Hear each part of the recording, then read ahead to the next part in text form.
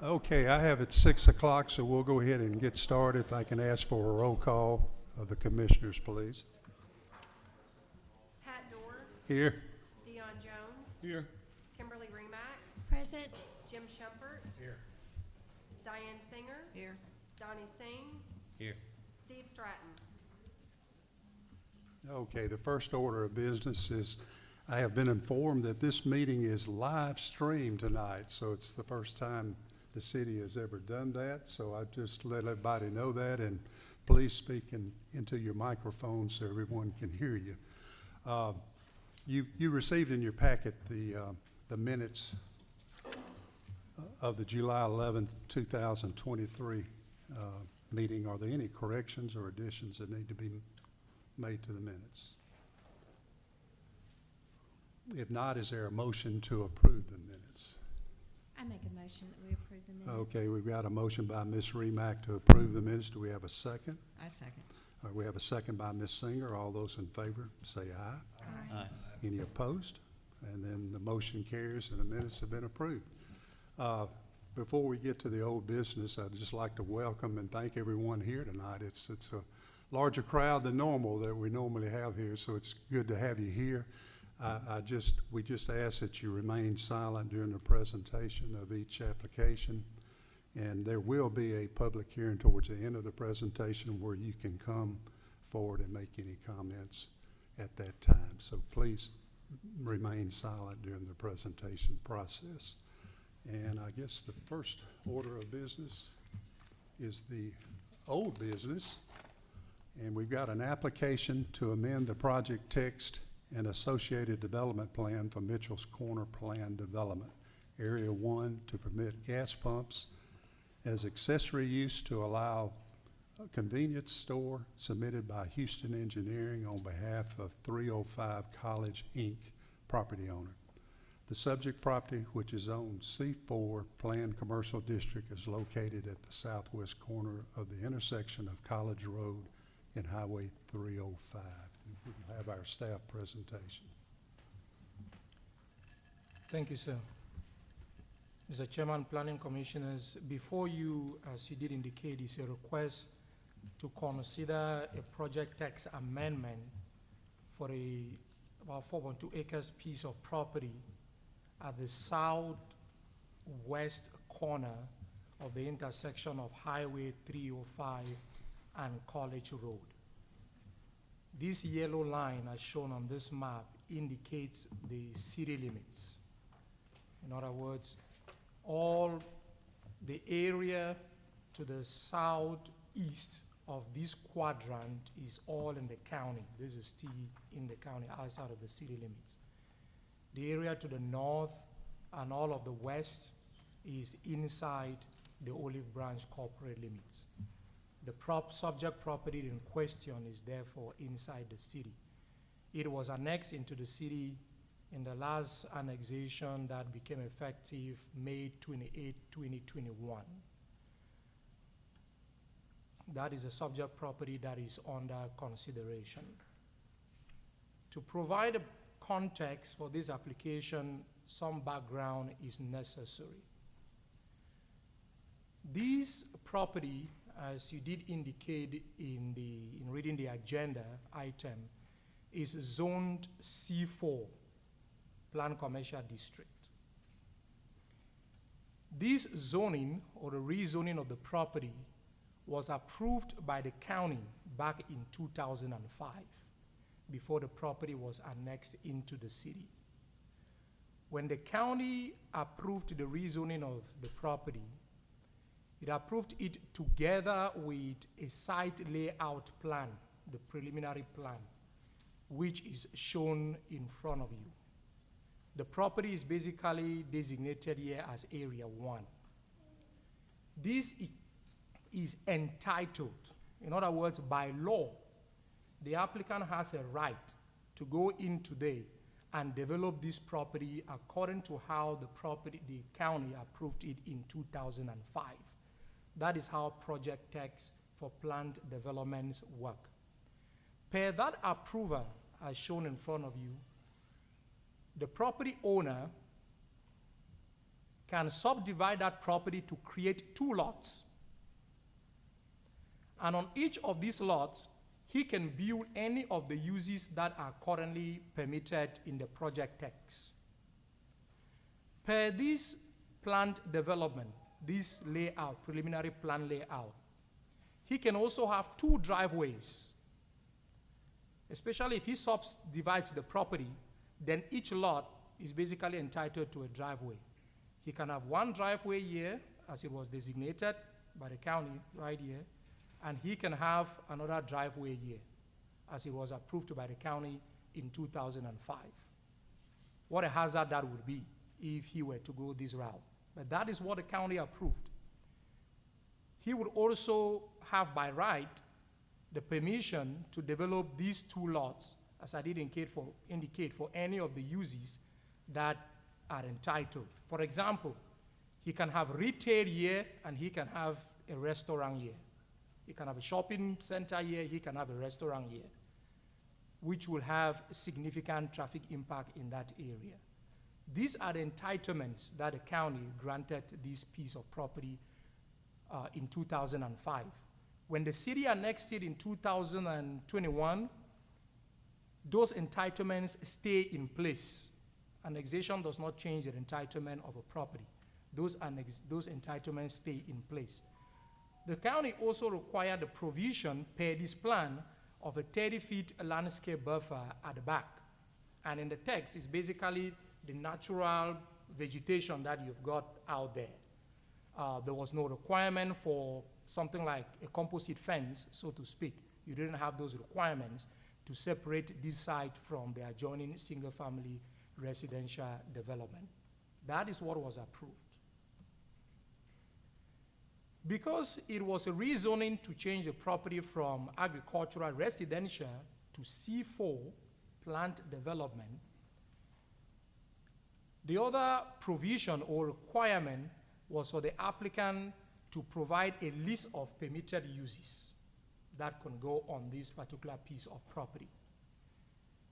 In the current applicant's submission, he did submit a letter which I included in your packet as part of an ethical obligation that I have to disclose to you, that the city annexed this property just at the time they were closing. That is what he alleges, at the time when they were closing on the purchase of this particular piece of property.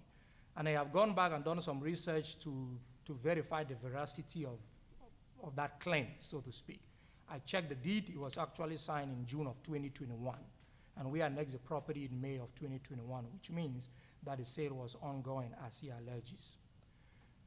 Back in the county, before we annexed it, the county uploaded on the website what the zoning permitted uses of the property basically are. This is a screenshot. If you look at it, that is the DeSoto County, website, basically, what the permitted uses on that piece of property are. And the document says the following uses shall be permitted. Number 8, convenience store with or without gas pumps. That can throw off anybody. Any unsophisticated planner looking at this, unfortunately, you will recall one of the things we're doing in the current rewrite of the code is to move away from this PD, because they are very cumbersome and they can be very complicated when administering them. If folks do not go back when an approval is granted by the board and make sure you have the right text and you upload the right text on the website, it can create a lot of confusion for property buyers. The applicant alleges that at the time of purchasing this piece of property, he did this, called the city, spoke with the planner who was there at the time, no longer with us, none of us here present was involved in this. And it was basically provided with this, which shows convenience store with or without gas pumps. So he purchased the property with the impression that it will allow gas pumps. Eventually, when he called me to begin the site plan, and I went digging into the minutes, and I found something different. That is what eventually led us to being here. And to be fair, we ordinarily don't expect anybody in buying property to go and be reading minutes of meetings. That's not the way zoning works. You look at the zoning text, not the minutes of meetings. In terms of background, You will also recall that back in 2022, precisely October 11, 2022, there was an application that came before you to amend, let me step back. These are the uses that are currently permitted on this property already. They are permitted by right. If the applicant wanted to go in today and develop that site for any of these uses, they can do so. If they want to have a retail shop there, mini Walmart or whatever, we cannot stop them. If they want to sell tobacco, that we cannot stop them. These uses are permitted on that piece of property by right today. The applicant, an application was before you on October 11, 2022 to permit gas pumps as an accessory use to already permitted convenience store at this particular site. You did recommend denial of that application for two reasons. One, as stated in your minutes, the future land use map designated the property as a suburban residential, and the proposed use or the proposal that was before you was not residential in character. Secondly, you had concerns with respect to safety or traffic, precisely because the traffic study did not evidently consider growth in the area. I remember Planning Commissioner Adman Singh asked that question, how much growth was considered. It was basically zero growth, as Steve Bigelow stated here on that day. Side distance due to great changes were not considered in that traffic study. There were no lane additions. Dollar General was still under construction. They just began work, and it wasn't very clear what was going to happen as far as lane additions within the vicinity of that property were concerned. So based on those safety reasons, you did recommend denial of the application. The applicant decided to move forward despite that denial to the Board of Aldermen. That was on October 11, but on October 12, the very next day or so, he sent an email to me withdrawing that particular application. So the application was withdrawn before it could be heard by the Board of Aldermen. The essential question then before the board today, since you're dealing with the same use, so to speak, is whether these two issues have been addressed. These are the two issues you had problems with last time. Have they been addressed? Really, that's the question before the Planning Commission today. The new application before you was submitted on November 4th, 2022. And this is the design of the site. If this application is approved, this is what the applicant is going to build on that piece of property. The application before you is not to change the zoning of the property. It's not a rezoning. So questions with respect to change in character of the area, whether there was a mistake in the rezoning and all of that, really don't feature. It's not a change in the rezoning. There's no rezoning taking place. The C4 zoning of the property is being maintained. This is not a request to permit a convenience store on that piece of property, nor is it a request to permit a convenience store and gas pumps, what we normally call C-store with gas pumps. The reason being that anything dealing with convenience store or involving convenience store is already permitted by right on that property. So if you're going to have any impact generated by C-store, that cannot feature in the review of this application, cannot be fairly considered in the review of this application because a C-store is already permitted by right on that piece of property. The request concerns only gas pumps. That's all this request is. It concerns only gas pumps. As I did mention, the application was submitted on November 4th, 2022. On November 15th, 2022, the Board of Aldermen passed the ordinance which required gas stations to be located at signalized intersections. That ordinance took effect by law on December 15, 2022, and it had two provisions in it. First, because the application was submitted on November 4th, before December 15, 2022, this application predates the regulation.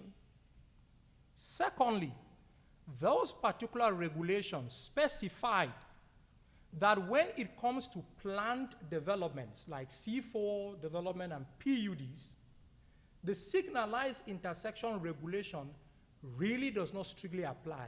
It is left to the discretion of the Board of Aldermen. That's basically what those regulations stated. There was not a requirement. For conventional zoning districts like C1, highway commercial districts, those were specified that they have to be at signalized intersection. But for non-conventional zoning districts, that was simply as approved in the project text when the Board of Aldermen is reviewing any project text before it. This is the legal background on which this application is being considered. Since you reviewed since the former request, what has changed, one may ask? A number of changes have been made. First, with respect to the building size. The previous application had a 6,720 square feet building size. That has been reduced to 6,000 square feet. Building size relates to impact. Whenever you're dealing with commercial development, the larger the building, the greater impact you're going to have. That has been reduced to 6,000 square feet. The number of gas pumps that were involved at the time, there were 6, that has been reduced to 4. The net impact there is a reduction in development intensity and any traffic impact that may be associated. With respect to buffering, there was no composite fence, there was no fencing that was involved at the time. The present application includes a 30 feet wide evergreen buffer in addition to the natural trees area and a 6 feet high composite fence with brick columns that will be planted between the property and the adjoining residential development to the west and to the south. Highway 305, with respect to Highway 305 lane improvements, the only thing you had in the previous application was a right turn lane into the side, the storage length, how many cars can kind of stack before clear off the through lane and enter into the deceleration lane. That was pretty short. That has been significantly extended to meet DOT standard, Department of Transportation, Mississippi Department of Transportation standards, and that's called a storage length. And secondly, you don't only have the right turn deceleration lane, and acceleration lane has also been added. So really in front of this property, you're going to have 5 lanes. As a measure that would increase traffic safety. With respect to speed, the applicant hired a different traffic engineering firm to go out there and do a different traffic study from what was done last time. And that traffic study pointed something which the former study did not indicate, which relates to the speed disparity that you have within that block. The northbound traffic, the speed is different from that of the southbound. And what that generally does is it creates this illusion. We went out, the city engineer went out, put a counter down and measured the speed, how fast folks are actually driving in that area. And we collected the data for an entire week and turned that data over to the traffic engineers that were working on this. We also provided data with respect to developments that have been approved in the area, such as Highland Lake, Old River Farm, Emory Lake, or Emory PD that is under development. All the development that have been approved in that area, both from the city and the county. We turn all of that data out to the traffic engineering firm that was working on this to use in doing their study. The former study did not consider basically that differential in the speed limit between the northbound and the southbound traffic. The current study indicates that the southbound traffic needs to be reduced from 50 miles per hour to 45 miles per hour to match the northbound traffic in the vicinity of the property. MDOT has reviewed and approved that, and that change is going to be made. The building design and the general site layout. The former design that you had was basically this highway. This is not what was, please, this was like a Circle K. I'm not saying that a Circle K was going to be built there. No, this is just to show you what it was going to look like.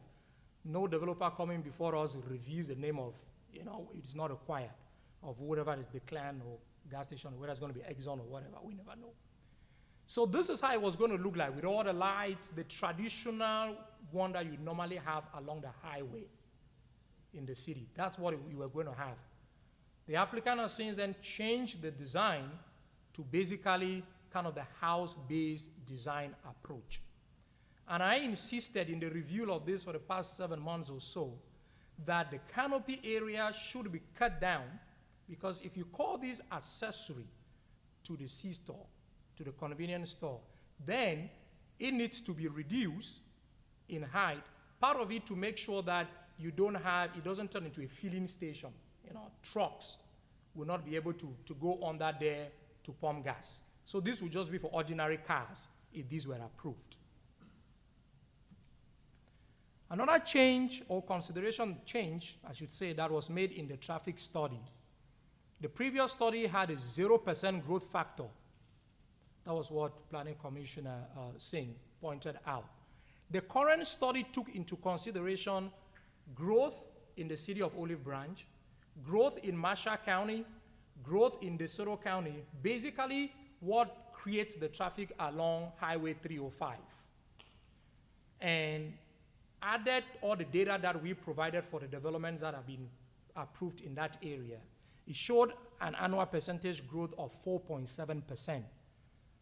The traffic engineer stepped that up to 5% and used that to do the analysis.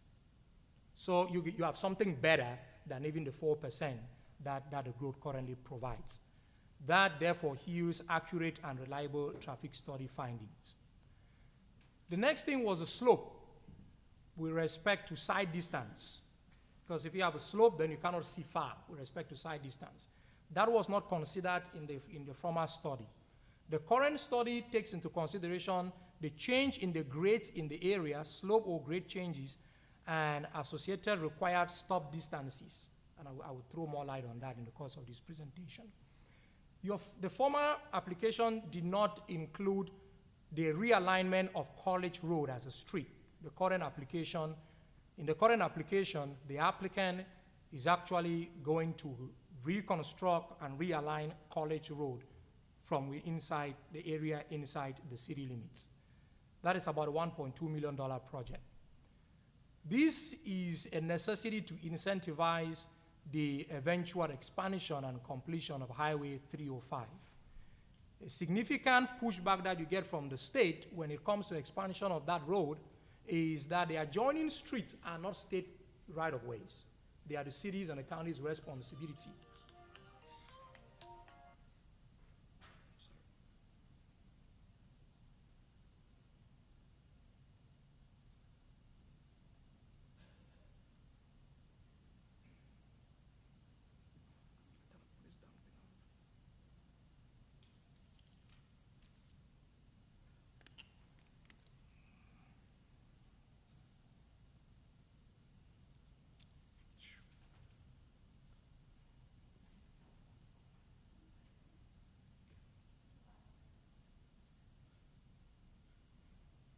I apologize for that. I thought this was off.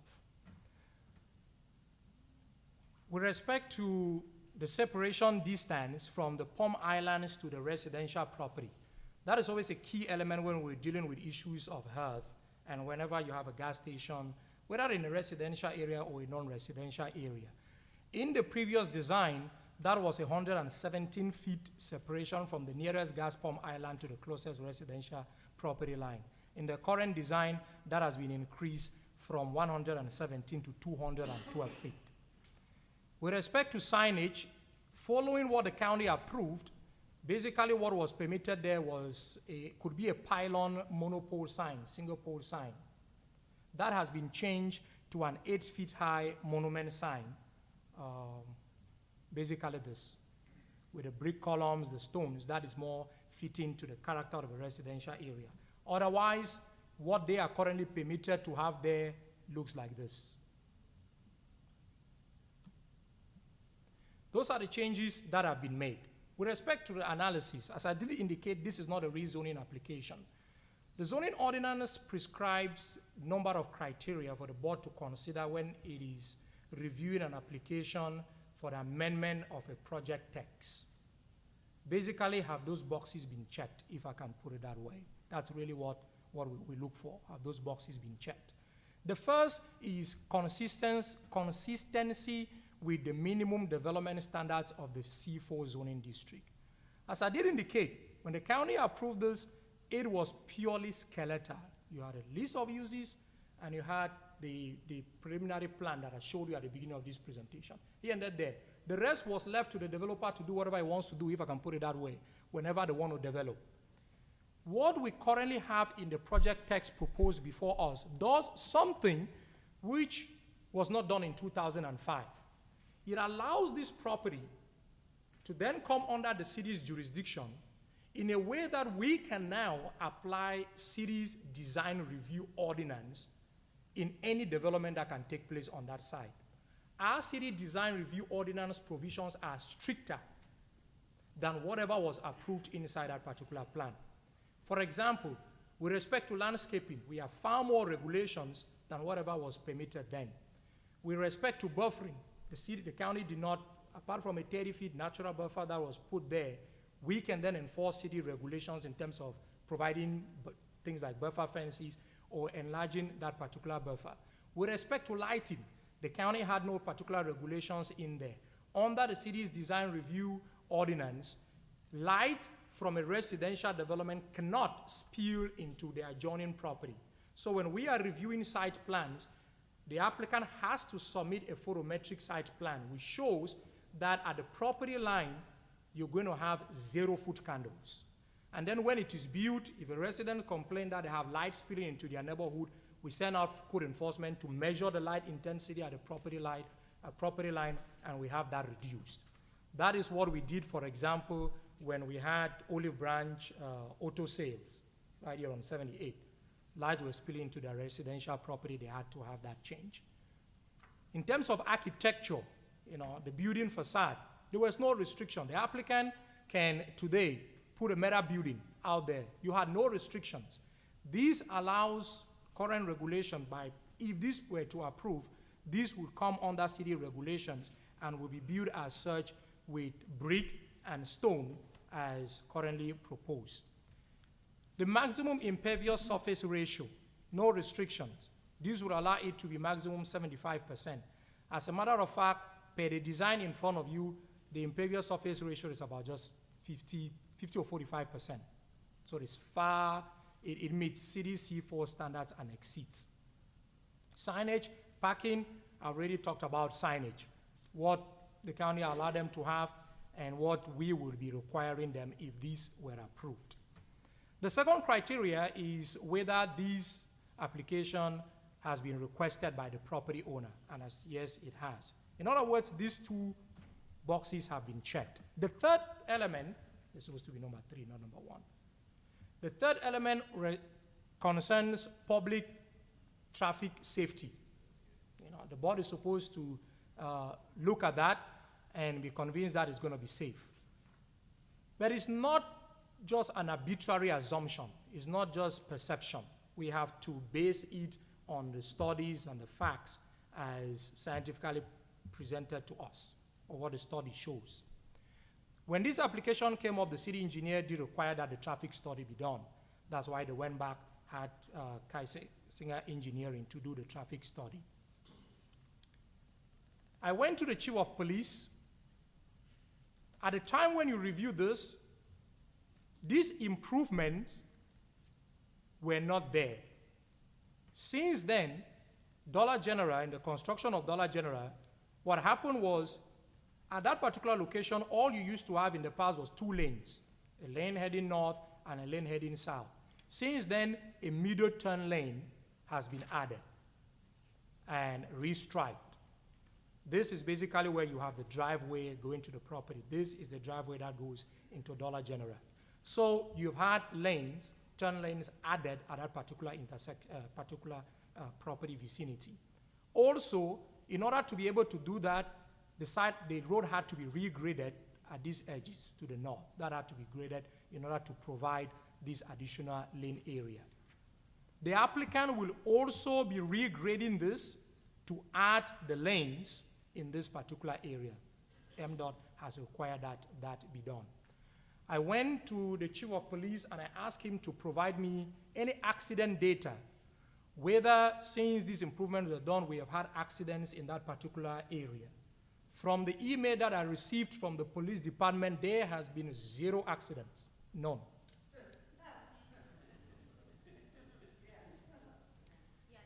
With respect to traffic impact, that relates to the level of service. Whenever a traffic study is done, a key thing is whether the use that is coming in is going to have an impact that will be higher than what currently exists in terms of level of service of that road. If it will be higher, to the point, usually from what they call a level E and a level F, in other words, the road fails. Usually when you get to E or you get to F, then the road has failed. If it's A to D, that is usually considered okay. If it gets to E and F, the road fails. Per the study that was done, eastbound traffic, if you're going to ride on College on 305, currently it operates, peak traffic currently operates at a level C. Post-construction, it will remain at a level C.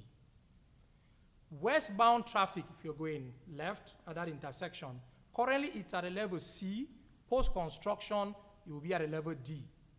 Northbound traffic coming to City Hall, so to speak, it's currently operating at CB. Post-construction is going to stay the same, CB. Southbound traffic is going to the interstate. It's currently BC. Post-construction, it will remain BC. So the level of service on that road basically remains the same, except for the westbound traffic that goes from a C to D. And this is because for folks to get into the gas station, if they're heading east on College Road, you have to make a right turn there and then turn right on 305 to get into this particular site. To eliminate that, the applicant is realigning and building College Road to provide access to this site. In other words, to get into this location on College Road, if you are heading east, you will not need to get to this intersection. That improves the level of service from a CC at that intersection and maintains it at its current C. So from a level of service perspective, there is no impact. With respect to site distance, I'm sorry, in all due respect, sir, you gotta wait till he's done. Please be silent, we'll have time. Okay, no problem. I just gotta be somewhere, sorry. with respect to site distance, this graph, this is one thing you didn't have in the previous study. The current study considers it. They went out and they measured the slope. If I go back to this diagram, you will see that if you're heading south, you're kind of climbing a hill. So there's a higher elevation point here. And if you're heading north, coming up to City Hall, there is also, it's kind of at a higher elevation at the intersection of College and 305. In doing this study, those two elevation points were considered. This is the high point when you're going south, heading to the interstate. This is the high point when you're coming up, heading north towards City Hall. And your driveway location will be basically at that dip. Those side distances were considered. This is where you have Dollar General driveway already. And the driveway for this particular development will be directly opposite that of Dollar General. For this to be safe, from a side distance, considering grade changes and driving speeds, for this to be safe, your side distance has to be minimum 520 feet. You have to be capable of seeing. If you are coming out of that driveway or entering into it, you have to be capable of seeing minimum 520 feet. The measurement and as provided shows that for north is going to be 585 feet and south 1,200 feet. So it meets the minimum 520 feet requirement. I had mentioned the realignment of College Road. This will basically, so currently you have College Road has this curve. You have this curve if you are going up on College, if you are heading east, or if you are heading west, you have to kind of make that right bend and then you descend. This portion is in the county, and this is in the city. So to do that improvement, it has been always kind of planned. If you look right here, there is a right-of-way that was established behind this home on Mitchell's Corner right up to that point, but not including the subject property. And this was set up for this road to be realigned in order to solve this intersection problem, safety problem you have at this particular intersection down the line. And incrementally, what the applicant proposes is the realignment of College Road, and he will be building that section within the city. You know, he cannot do anything with the one that is inside the county. The county will have to come and complete that. What you will have, this is basically the College Road realignment. You will have it with a middle turn lane, 2 lanes, curb, gutter, sidewalks on both sides. The next criteria is whether utility services are available in the area. Yes, there are. There is water, sewer, all of that is available to the property for the applicant to extend for any development on that side. The next has to do with conformity with the comprehensive plan. As I did indicate, when you reviewed this last year, the site was designated as suburban residential, as you see on this map. This is the future land use map that was in the comprehensive plan at the time. In 2022, December 2022, when the Board of Aldermen updated the comprehensive plan, the board determined as a matter of justice that because this property was already zoned for commercial use at the time when it was annexed into the city, its commercial use designation should be maintained. As such, the future land use map for this property was changed from suburban residential to neighborhood commercial. That's why the color here changes. And there is a policy provision in the comprehensive plan which recognizes that neighborhood commercial uses can have gas stations. I don't know why I have this again. The next criteria has to do with impact on the surrounding. I'd already talked about lights. By the design, you would not have the kind of highway. There will be no lights on the sides of the building. You have the lights at the bottom of the canopy, so to speak, facing down, instead of having them at the side. And the current city regulations require that foot candles will have to be provided that will prevent any light from spilling into adjoining residential area. Buffer, with respect to buffering, current regulations does not require the applicant to provide you the buffer fence.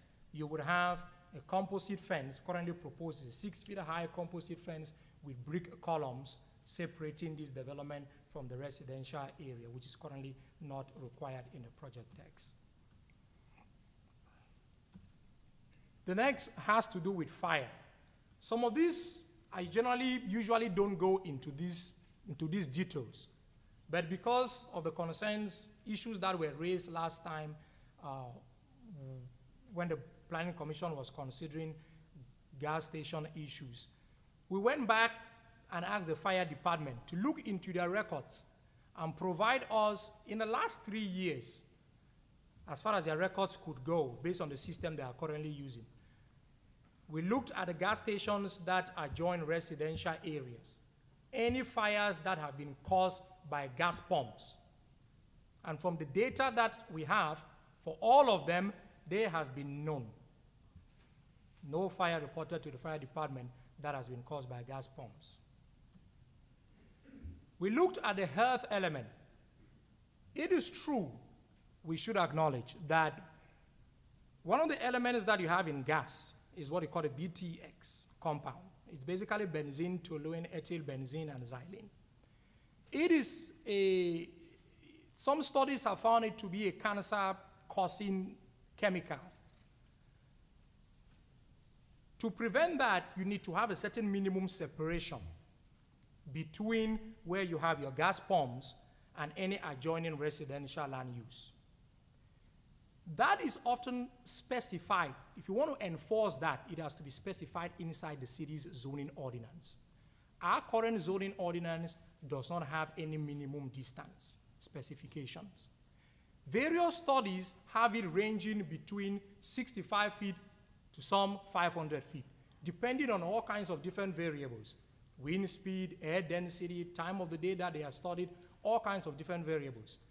The way we generally deal with this is, and the law allows you to deal with it, is to turn back into your city and basically ask the question, to be fair to an applicant, what have you been requiring or been enforcing in the city for other existing gas stations? So we looked at the gas stations that you have inside the city that are joint residential and measured the distances. For all of them, the minimum was 81 feet, the maximum was 180 feet, at an average distance of 126.8 feet. The applicant is proposing 212 feet. As such, he meets and exceeds what any other gas station in the city has provided. With respect to property values, I will not bore you with all these details, but this came up. We did a statistical analysis, looked at gas stations, how far they are from single family.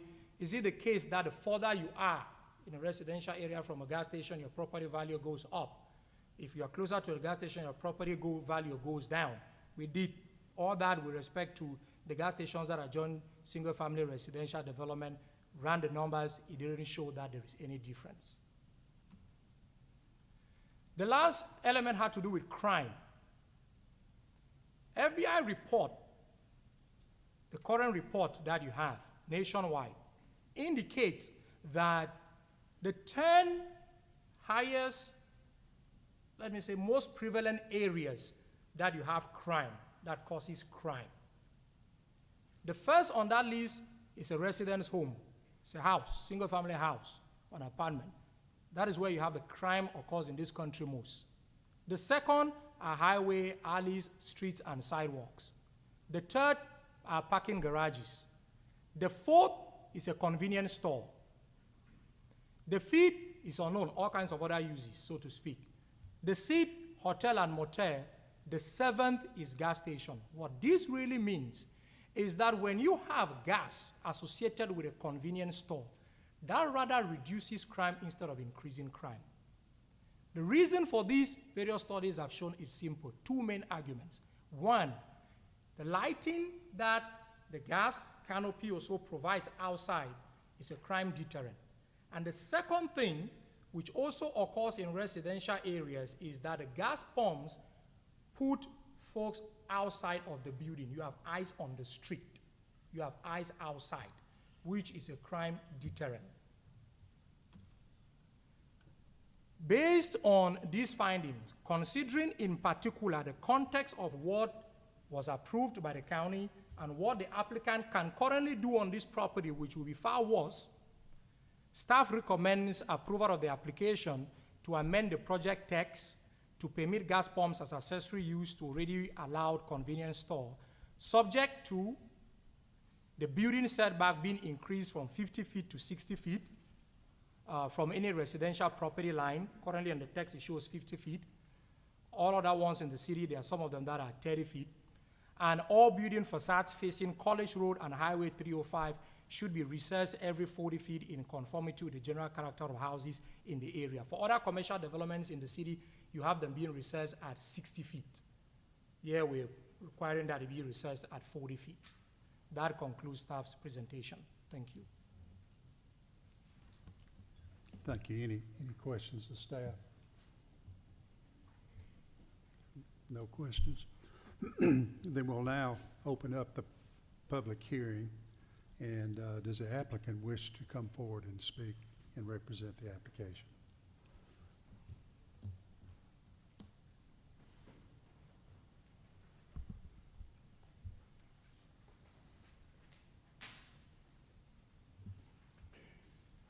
I'm Byron Houston with Houston Engineering, P.O. Box 3087, Oxford, Mississippi, 38655.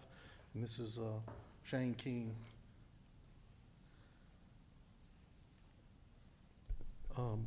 Houston Engineering was hired by 305 College Incorporated, which is the owner.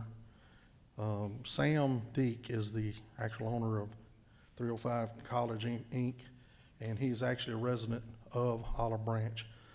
And he doesn't want to destroy anybody's neighborhoods, anybody's property.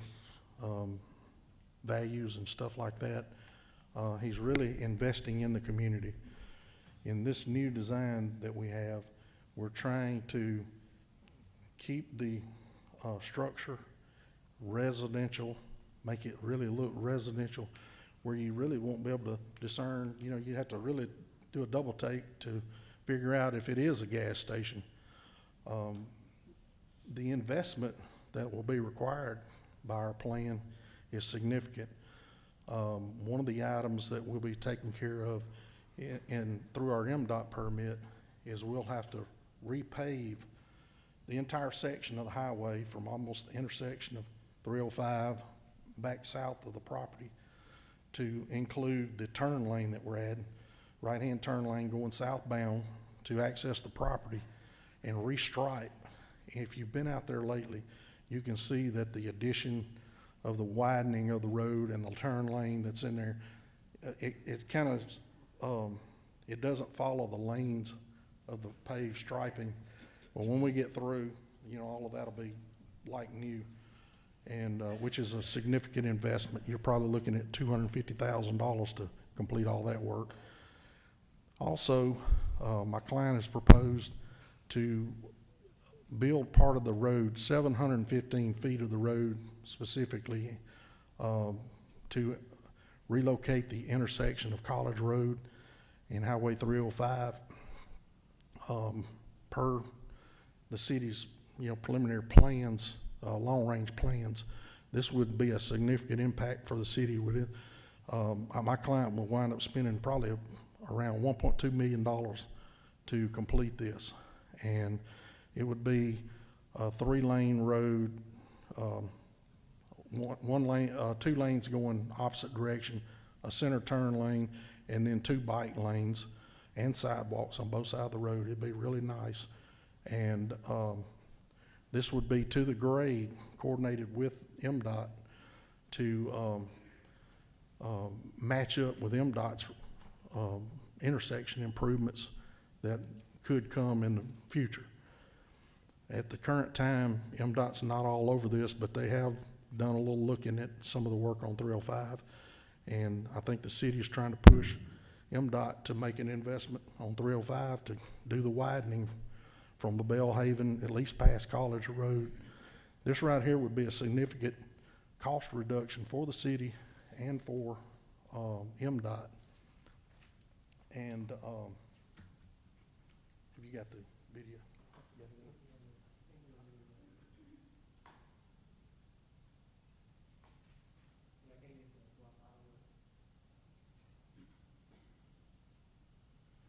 Sorry, we were going to play a little clip that shows what our development will look like when it's completed.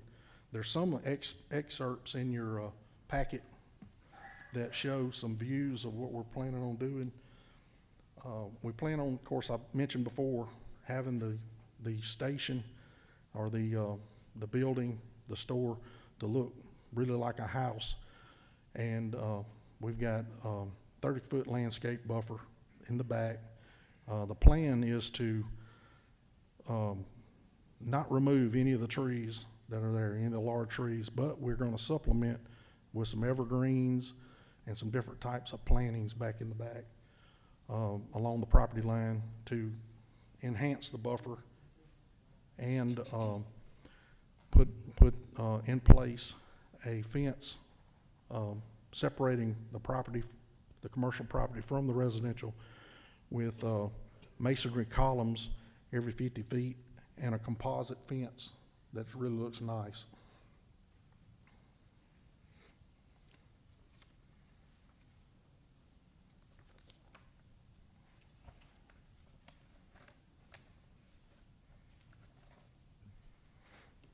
Other items that will be part of this project, instead of having a pylon sign, we'll have a monument sign. The lighting will be turned down to where we don't have the reflectivity off the property. We'll meet the site lighting and landscaping requirements of the city. Will exceed those by far. And we still have to take this thing through site design review. There'll be a lot of review that goes through the engineering department and the planning department to see that this project meets the requirements that we say that we're going to do. Did it come up?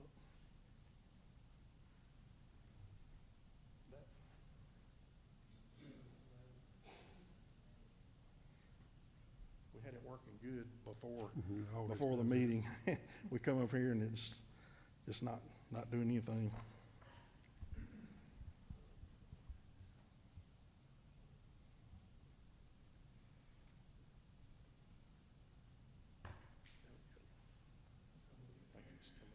All right. What you see there is actually College Road as it is over on the left, and the way that it will be relocated and improved on the right. And you can see that we plan on doing a nice project for this site.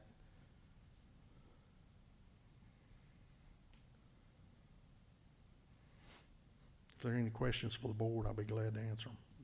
Anyone have any questions? I- Mr. Shepherd? Yes, sir. Hi, Mr. Houston.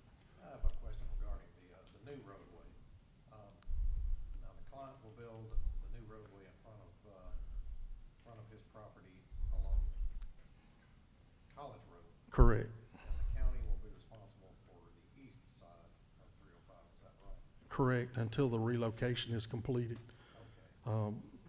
One thing that, while we were obtaining the MDOT permit for the driveway access, we were in talks with MDOT over the profiles of the road. Like right now, 305 has a profile, a pretty good hill there when you come to that intersection. Well, in the future, that thing will be cut down significantly, and just in discussions with them and kind of going through some items with them, we're building the section of road that our client proposes to build, relocating College Road. We're going to put it on the grade, that is coordinated with MDOT, so that in the future, all they have to do is cut their intersection down and match up as they cut that thing down to get a better profile, better site profile for the entire highway. Now, this road won't actually connect until the full intersection is built. No, it won't. It will go up to the highway, I see it. to the right-of-way, the existing right-of-way of Highway 305, and it'll have a barricade to ensure that people don't run off of it into the highway. And just that section of it will be connected with a driveway, just like, you would have a driveway to any store, until the road's tied into College Road going west of there. Okay. Thank you. Yes, sir. Ms. Reback? I have a question for you. Yes, ma'am. I heard you talk about Composite a fe- fence? Yes, a Yes, ma'am. composite fence, thank you. Yes, ma'am. But I haven't heard how tall that fence will be. It's 6 feet.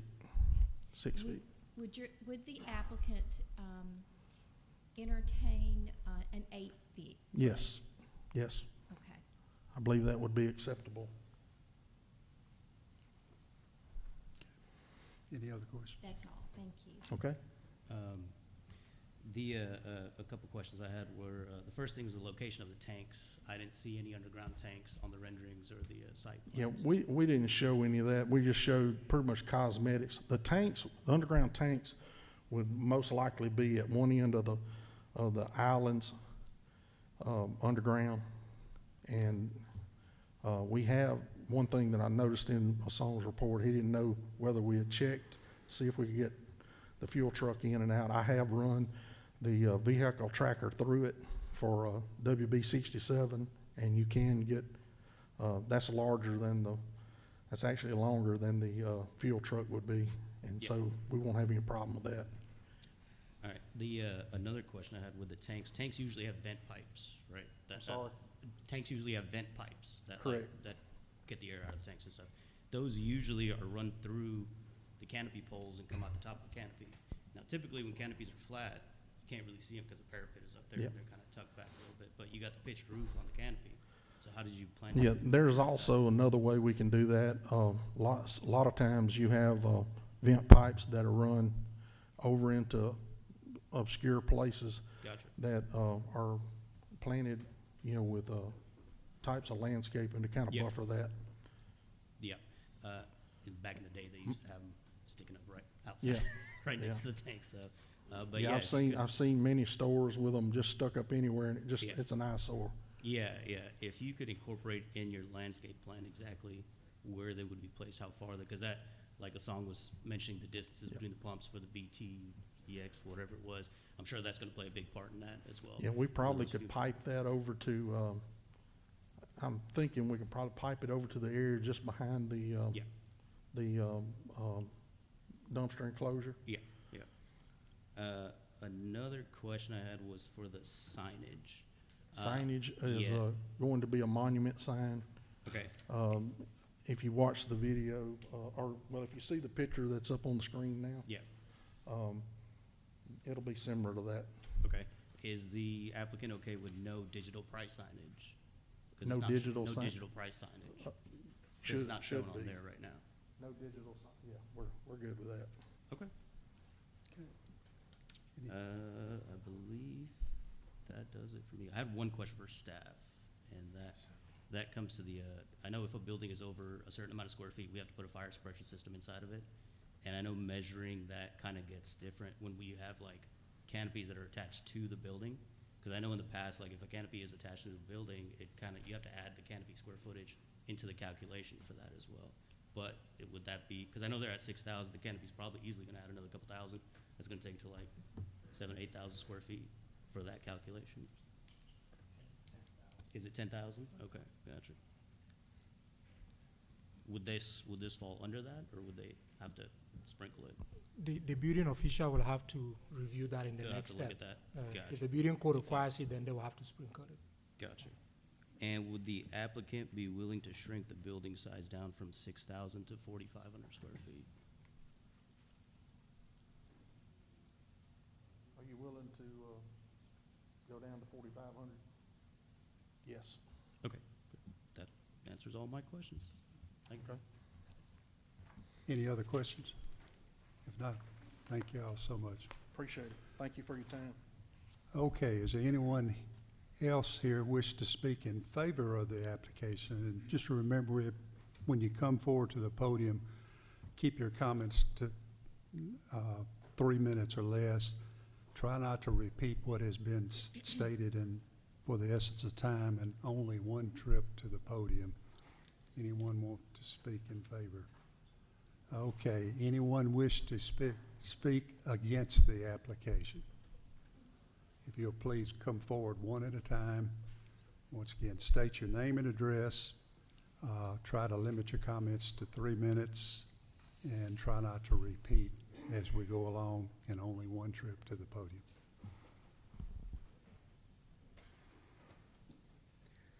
Good evening. My name's Adam Spencer. My address is 8924 Cameron Street, Olive Branch, Mississippi. I have been very vocal in being against this gas station for a number of reasons. I'm sure that you all, being in the city, being on Nextdoor, being on social media, you've been able to read the letter that I've sent out to my HOA, to the members of Nextdoor, to the members of Olive Branch that discuss all of these. I have been a firefighter and a paramedic going on 22 years. I've spent years as a firefighter, as an engineer, a lieutenant, a captain, and a fire chief. As far as safety goes, as far as traffic safety goes, you don't put into the account human error. You can come up with all the equations and all the studies you want, but you don't put into the account human error. You don't put into the account people speeding. You don't put into the account that they're using their cell phones while they're driving, that they're distracted while they're driving. I was very surprised that the police department said that there's been no accidents there, because I can assure you, I work from home. I travel that road every day, multiple times a day. And there are accidents at that intersection all the time, constantly. I'm gonna open up my email real quick. As far as crime and safety goes, convenience stores are the 4th most common place for violent crime. Gas stations, according to the recent study, are number 7. Just because you combine that and put gas pumps there, that doesn't mean that crime's gonna go down. Violent crimes include robbery, strong-armed robbery, carjacking, kidnapping, shooting, stabbing, murder, rape. We don't want that in our backyards. I have a 2-year-old daughter. That gas station is going to be 600 foot approximately from my house. The people that come and hang out at gas stations all day and travel through gas stations are transients. I don't want them in my backyard with access to my daughter or my wife. I travel a lot for work. I don't want to have to worry while I travel about the safety of my family because this city wants to put in another gas station to get more tax dollars. As far as public safety goes, we still are 3 fire stations short in the city and approximately 54 firefighter paramedics short of what we need. So when we have an emergency in the industrial district because we continue to build dozens and dozens of warehouses, that takes away from people who can respond to my home, to that intersection, to my neighbors' homes who might need help. Responding to that gas station is no different. As far as hazardous materials, you have BTEX, you have other chemicals. As far as benzene goes, there's no safe level of benzene exposure for human beings. Benzene is known to cause leukemia. It's known to cause anemia. It's known to cause several other types of cancer. Doesn't matter if it's 212 feet or 2,000 feet. It travels with the wind. We don't need this in our backyards. There's plenty of other places to build gas stations. In a 3.5-mile stretch from my address to Old Town to Dodges, there's currently 6 active with 2 under construction. Why do we need a 9th? What purpose does it serve? It doesn't serve a purpose. As far as property values go, I can tell you that if I had looked at houses in this neighborhood and that gas station was already there, I would have passed. You don't know what's going to happen when people determine whether they want to live near a gas station. I can tell you I don't want to live near a gas station. We've already got one in Cedar Crest. As far as pollution, gas stations are full of noise pollution, light pollution, and again, hazardous materials pollution. I ask that you guys take all of this sincerely into consideration. I'm not trying to interrupt this man's business. I know he owns several other gas stations in the community. I just ask that you don't put a gas station on this corner, this close to homes. Thank you for your time. Yep, thanks for your comments. Anyone else wish to come forward?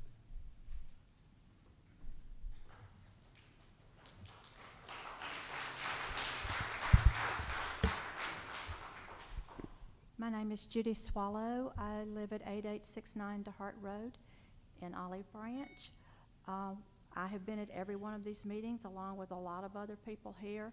No one has ever spoken in favor of this project.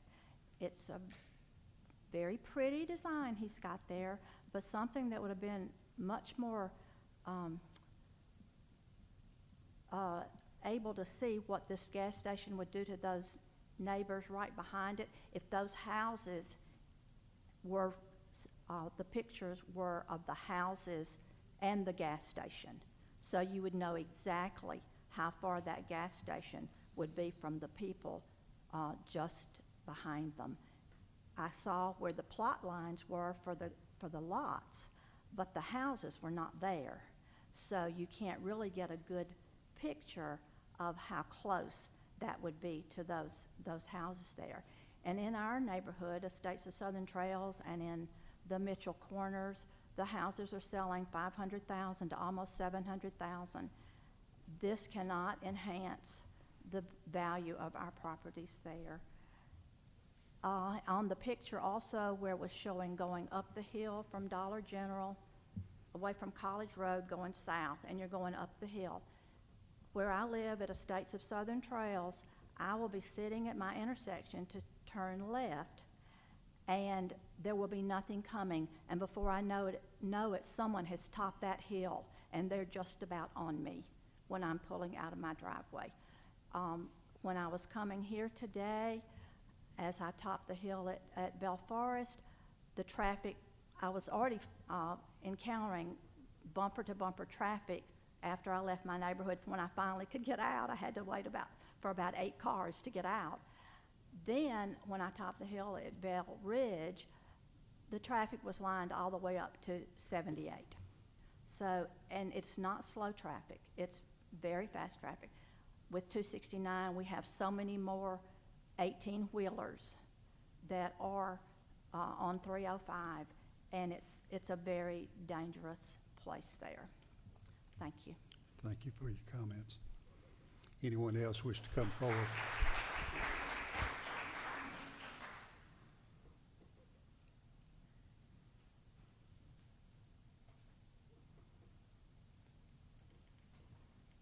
How you doing?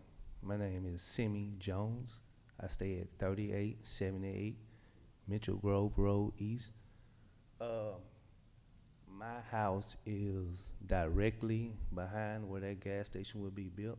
You can see it on the picture up there.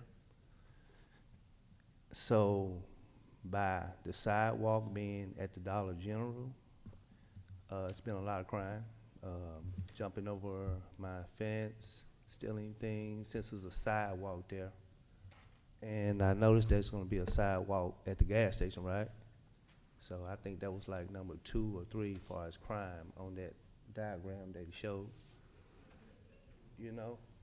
And my neighbor, gang graffiti, since the Dollar General has been there. Like I said, people jumping the fence, stealing things. The crime is ridiculous. You know, I paid like ridiculous money for my home. I don't want to move. I sure don't want a gas station there. I have 2 boys. They're scared to death, like, oh, we're gonna have to move again. You know, it's just ridiculous. You know, we moved here to try to get a peace of mind, but I guess that's not gonna happen. So, and another thing is, it was an accident 2 days ago. You know, I jumped the fence and helped. So, that's a lie. So, that's all I want to say. Okay, thank you so much.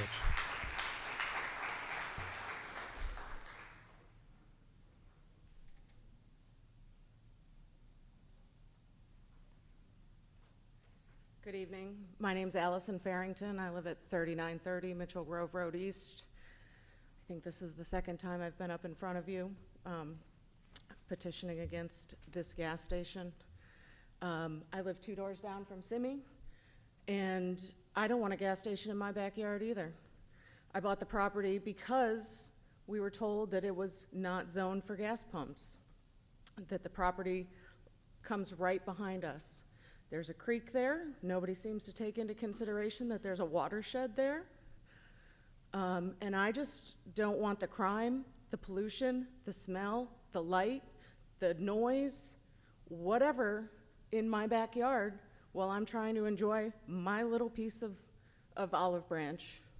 And I implore you to not allow gas pumps in my backyard. Thank you. Thank you for your comments.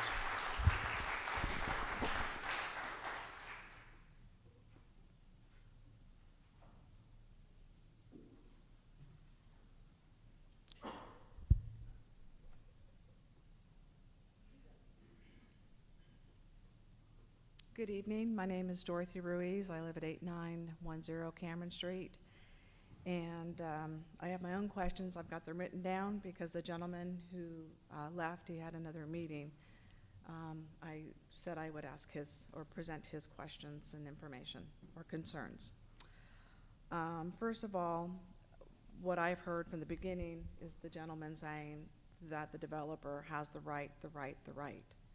But we as homeowners and citizens and voting citizens have rights as well, okay? First of all, the county approved it in 2005. That was 18 years ago. How long did the county grandfather that? It's now in the city and under new ruling and ordinances. One, there's 2 driveways that will be entering into 305. His study says it's a 5% increase in study of traffic, but yet there has been close to a 100% increase in traffic, which would equal 105%. There's a new subdivision that is going east on College Road, about 1/8 of a mile of 72 new homes. Then there's another new subdivision, that one is going west. There's another subdivision going east about 1 mile from that intersection with about 200 homes. Any kind of commercial property between College and the new interstate really needs to have a 4 or 5 lane before any kind of commercial property would be developed. Looking at the images and the graphs that they put on top, the Dollar General, yes, has a turning lane. But if any of you drive down, that turning lane is a very short distance from the intersection and it's very narrow. And now his graphics are showing 2 driveways entering into that same narrow, small spot, right point at each other. I don't want water. My backyard is part of that drain that comes from that watershed. That means that contaminated water would be flowing through my backyard. The crime, the statistics, as this gentleman put up, homes are first, highways, convenience stores, and gas pumps. That means that all of that has now converged into that intersection and into those homes and development area right there. All of it now making homes, highway, convenience stores, and gas pumps a high crime area. The other is Estates of Southern Trails. We enter our neighborhood through Highway 305. Right now, on the county side, within 1,000 feet at the most, but probably not that at the end of our development, but 1,000 feet from the entrance, because we still have 3 or 4 neighbors. So at the end of their property, only a few hundred feet, is a gas station that isn't even maintained. It looks run down, not maintained, not clean. But that's only a few hundred feet to the south. Now, there's a proposal for another gas station within 500 to 600 feet to the north. Benzene, toxics. What's the environmental impact for us to have 2 gas stations within the same close proximity? Again, nothing against the gentleman wanting to be a developer and impact and profit his business. But a gas station on that particular property is not in the best interest of the city nor of the neighborhoods at that time. Talking about expanding the driveways, the lanes, is that if anyone shops at Piggly Wiggly and looks at the amount of how the driveways come out into that small, narrow turning lane, it is a hazard all the time.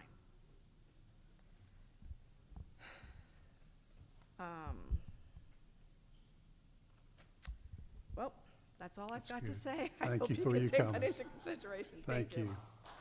All right, is there anyone else wish to come forward?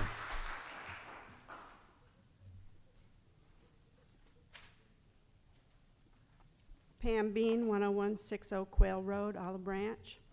And the reason that I'm here is the same reasons that I was here before. It's not a good fit for the character of the neighborhood. When this property was acquired from the county, the developments, the housing developments, were not there. Now they're there. So we've pretty much determined the character of the neighborhood as residential.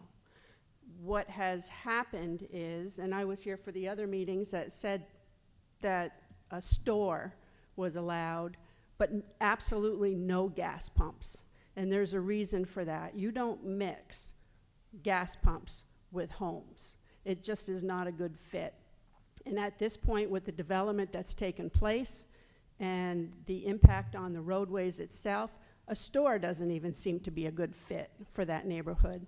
What is addressed in traffic is, they said that the speed limit went down 5 miles an hour. What was not addressed is the braking distance for these heavy 18-wheelers when they're fully loaded. If some kid happens to to come out into the roadway, or a car comes out with a blind side into the street, what's the impact of these 18-wheelers? What's their braking distance? And especially if they're speeding, is it going to present an additional hazard to the other drivers or any pedestrians that may have to veer off the sidewalk? That's a very clear and present danger to the character of the neighborhood and to the people who reside there. But what brought me here today is it said no gas pumps when this initially came through, and that's a zoning issue. What also is, property owners don't have a vested right in a zoning designation, but once a property is being used or has been built on as permitted under a zoning designation, the property owner's right is then established. He's vested into it. Now, the way it was presented the first time, it was going to be a conditional use for gas pumps. That's what was presented. Well, there's a lot of difference between a right as a permitted use and a conditional use. And you cannot have an accessory use if there's not a primary use already established. You all on zoning should know that. So this can't even be considered through zoning as an accessory use if there's not even a primary use already established. Any lawyers or bankers here on the board? Okay. Well, here's another rub that comes with it. And this is why it's been listed through Olive Branch as an acceptable use. The distinction is important not only for the owner of the property that has a conditional use permit, but it's also to its lender. It has to be a practice that is a use that is permitted for a lender to lend for this construction project. A lender won't lend on a conditional use, which how it was originally presented to the board. So this makes no sense at all. This permit, this meeting should not even be considered because there is no accessory use available because this land has not been permitted or built on. There's no established grounds for it at all. Thank you for your comments.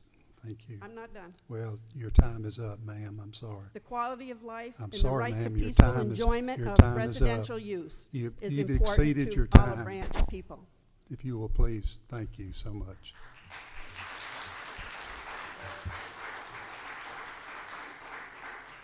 Does anyone else wish to come forward and speak against the application?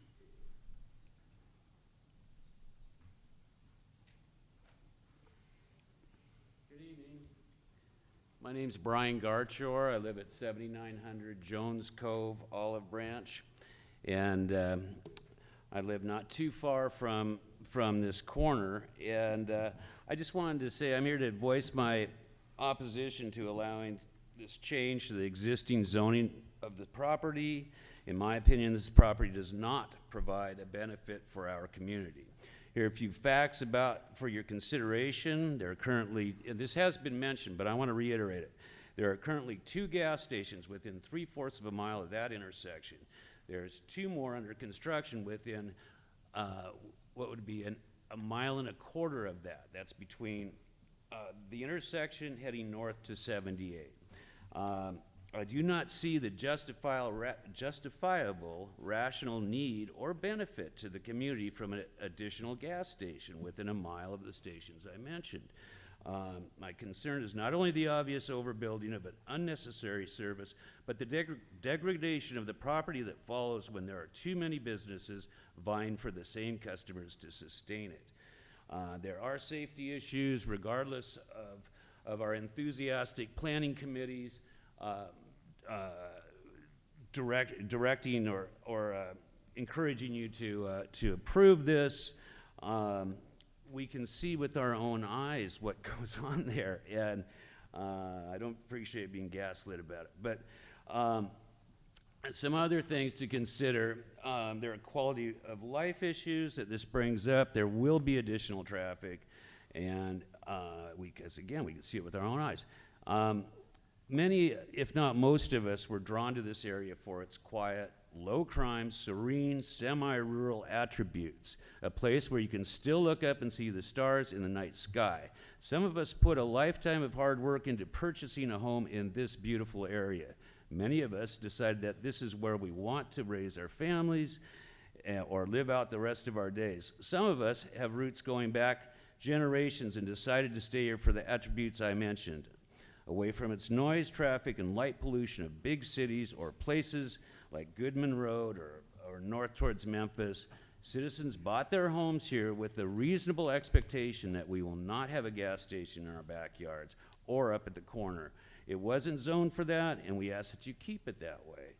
I think all of us understand the reality of growth in Olive Branch. It's inevitable and it's necessary. This commission has rightfully designated specific areas for this expected influx of new residents, which haven't appeared yet, by the way. There's a lot of scraping of earth, but not a lot of building. Let's see, so expected influx of new residents. By and large, you've done a good job to try and accommodate. It's a difficult task with the projected growth, and I do appreciate what you folks have been doing. But we as citizens, we do deserve and expect our elected officials and their appointees to act in our best interests, that is, the current citizens of this city, and not in the best interests of a handful of developers that want to enrich themselves at the expense of our quality of life. I respectfully ask that you do not approve the request to amend the current zoning laws. Thank you very much. Thank you for your comments. All right, anyone else wish to come forward? Okay, if not, does the applicant wish to respond? Do we have one more? Please come forward.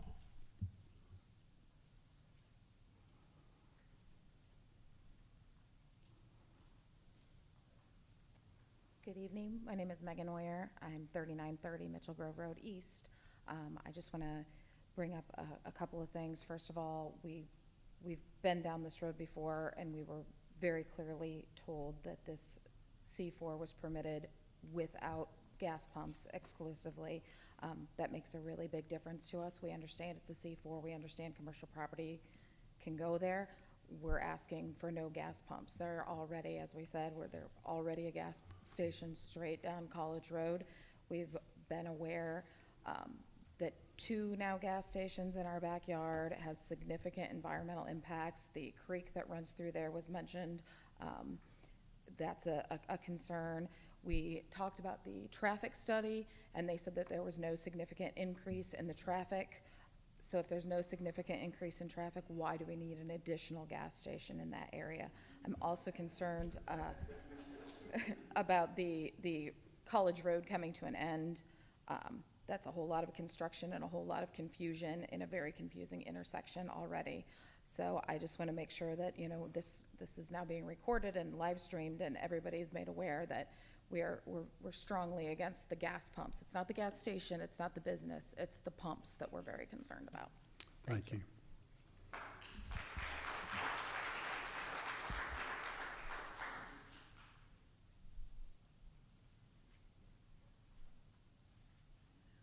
Good evening. Joe Ricker, 3937 Woodcrest Drive. I live in Belmore Lakes. I'm attached to Southern Trails and Mitchell's Corner. I walk that path every day through those subdivisions. I ride my bike. I am a licensed professional engineer in Mississippi, and I deal in hazardous waste remediation, so I clean up gas stations for a living. I can speak to, there is contamination. There's no such thing as a gas station that isn't polluted in some way, that will cause pollution in some way. And I have no doubt that another gas station will cause pollution in some way. I don't want to breathe the benzene vapors as I walk and run through there. It's my backyard. It's my neighbors. I'm speaking on behalf of my neighbors in Belmore Lakes. We're next door. We don't need another gas station. We've had too many. The renderings are nice. Bike lanes are, I mean, come on. Who's going to ride a bike on 305? It's ridiculous. It's just trying to pull the wool over your eyes. I'm a data analytics engineer. I deal in statistics every day. There's lies, there's damn lies, and then there's statistics. It can go different directions. You can say what you want. There's anecdotal evidence. I drive that road every day. Idiots turning left out of Dollar General. They're going to turn left from the gas station onto 305. It's just we don't have the infrastructure to support another gas station, number one. But number two, primarily is the environmental contamination that will probably come from it. I don't want that in my neighborhood. I live in a nice place. I moved to Olive Branch for that. We already got it annexed by the city. Now they're pushing the gas. I just don't, I think it's all ridiculous. I just want to voice my displeasure that it's even being considered for a neighborhood. Thank you. Thank you for your comments.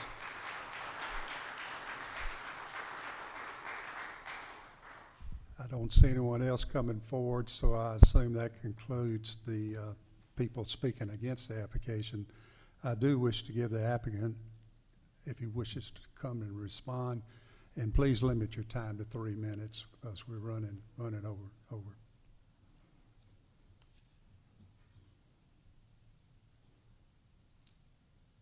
I'd like to address some of the comments that were made. One item, the ditch will remain in place. It's part of the buffer.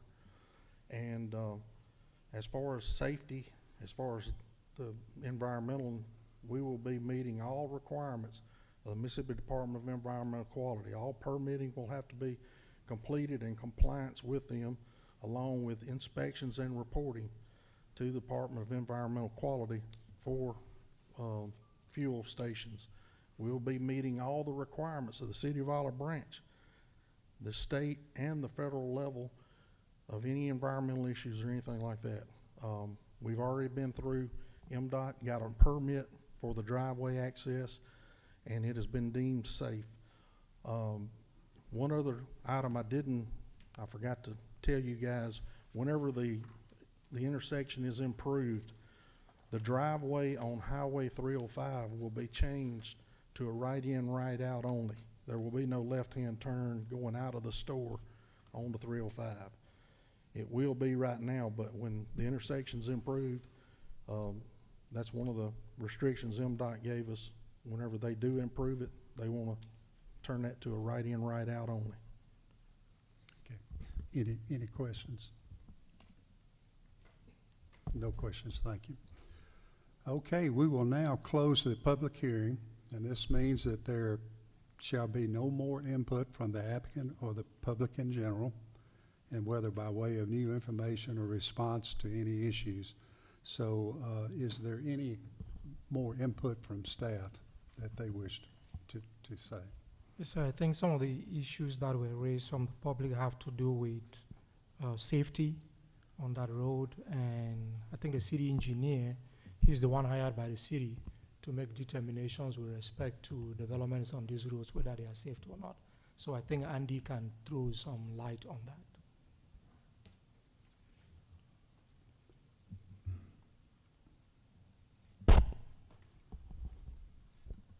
I think we have all been very concerned about Highway 305 for many years in the city of Olive Branch. Highway 305 is one of the main corridors that brings a lot of traffic from a very urban area. Now we have 269 to the south, so it is a road that the city of Olive Branch has been interested in. It is also a road that the Department of Transportation has been looking at to try to do some improvements to. They did have full developed plans at one point in time. It didn't get funded. City of Olive Branch is still trying to push for that. There are going to be continued capacity issues that we're going to see in the city of Olive Branch. The growth numbers that they put in there, that they showed how the city is growing, I think that's supported by historically by the numbers that we're seeing. I've talked to MDOT a number of times. We've actually did some counts ourselves. Our department has really looked at this intersection, trying to get encouragement to the Department of Transportation to consider that road, which is a multi-million-dollar project. So we look for ways to try to address some of those issues. Our office has been concerned about speeding and looking at that and seeing if those are concerns. We actually put counters out there and looked at a lot of that ourselves to see, and we did see that there is speeding that occurs on that road. I've gone out there and monitored it during peak times, been out there during the times in AM traffic and PM traffic. So we've seen some of the concerns that the public has on their minds. We've seen the backups of traffic. I've never seen traffic back up as far as what was mentioned out to 78. I have seen it backed up where you've sat through that light a few times. That is some peak time traffic. I think that we've seen the traffic going north, I guess, has not been as strong as some of the traffic I've seen coming south. But it is something that during peak time, there is some concerns. My opinion, I did approve of what the traffic study represented. Everything that they showed in there seemed that they had reasonable and things that were backing up, things that were supporting, I guess, what are real numbers out there. The counts that we see on the MDOT site, they supported a lot of the same type of traffic counts that we've seen. So we do want to see that area. We want to see that area, that road to be widened, where it's important to the city of Olive Branch. In the interim time, we're working toward things such as getting it widened, sections of it from Church Road, where we have a 5-lane section, as far south as we can go. So it's an ongoing process is all I can really say with it right now. As far as how MDOT did permit this C-store to go in place, they put in a number of things that the city of Olive Branch supports that we think does help. What's very important to the city is that we try to keep the through lanes moving. They did create the right turn lanes into the C-store off of 305. That gets the traffic once you pass the signalized intersection to be able to take a right-hand turn. When Dollar General went in, they put in the left-hand turn. We think that was a tremendous asset. Anywhere we go in the city where we don't have left-hand turns and we have this kind of traffic numbers, it's always a good idea to do it. It keeps you from having to look both directions when you cross. You're able to do a two-stage process to get into a lane of traffic, so that does help. So MDOT has done those two items, I think, that does help when we're looking at that one single exit point for the C-store and how they're going to get in and out, and I think that will help make that traffic flow better. It is a signalized intersection. Signalized intersections end up historically having accidents more than without it, but you've got to have them. You've got to have them when you have that kind of traffic numbers on 305. So it is going to give breaks in the traffic because you're going to have the red lights. It's going to allow the traffic to get in and out. So it seems like that MDOT did put several restrictions on them to make that function well. The numbers seem good that I saw as far as estimating what's going to be generated. So there were a number of things that were brought up. The accidents, we can't help what we hear from our police department. If we need to go back and find out if there's more with accidents, we will be glad to look into that. Again, speeding is something that is a concern, but it's going to be a concern that's going to have to be looked at by the police department when we have issues such as that. We did look at the sight distance issue, which because when you have speeders, you want to make sure that you have enough distance that you can actually see. And I've set at that actual location where the cars will be pulling out. And I did agree with the numbers that they had in there that showed that they would be able to have enough sight distance to actually stop or to make a determination when you're pulling out of the driveway whether or not it's a safe time to do it. So it appeared to me that those were good.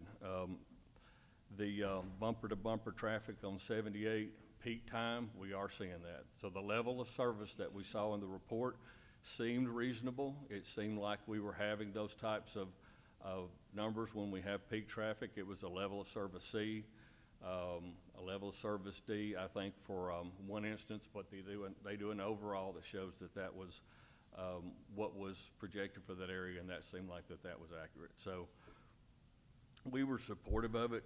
It was mentioned that there was a 105% increase in traffic. That's not historically true. Those numbers that we saw with the growth, if you go back and look at MDOT site, that was actually showed more in the line of what they were showing with the smaller increases.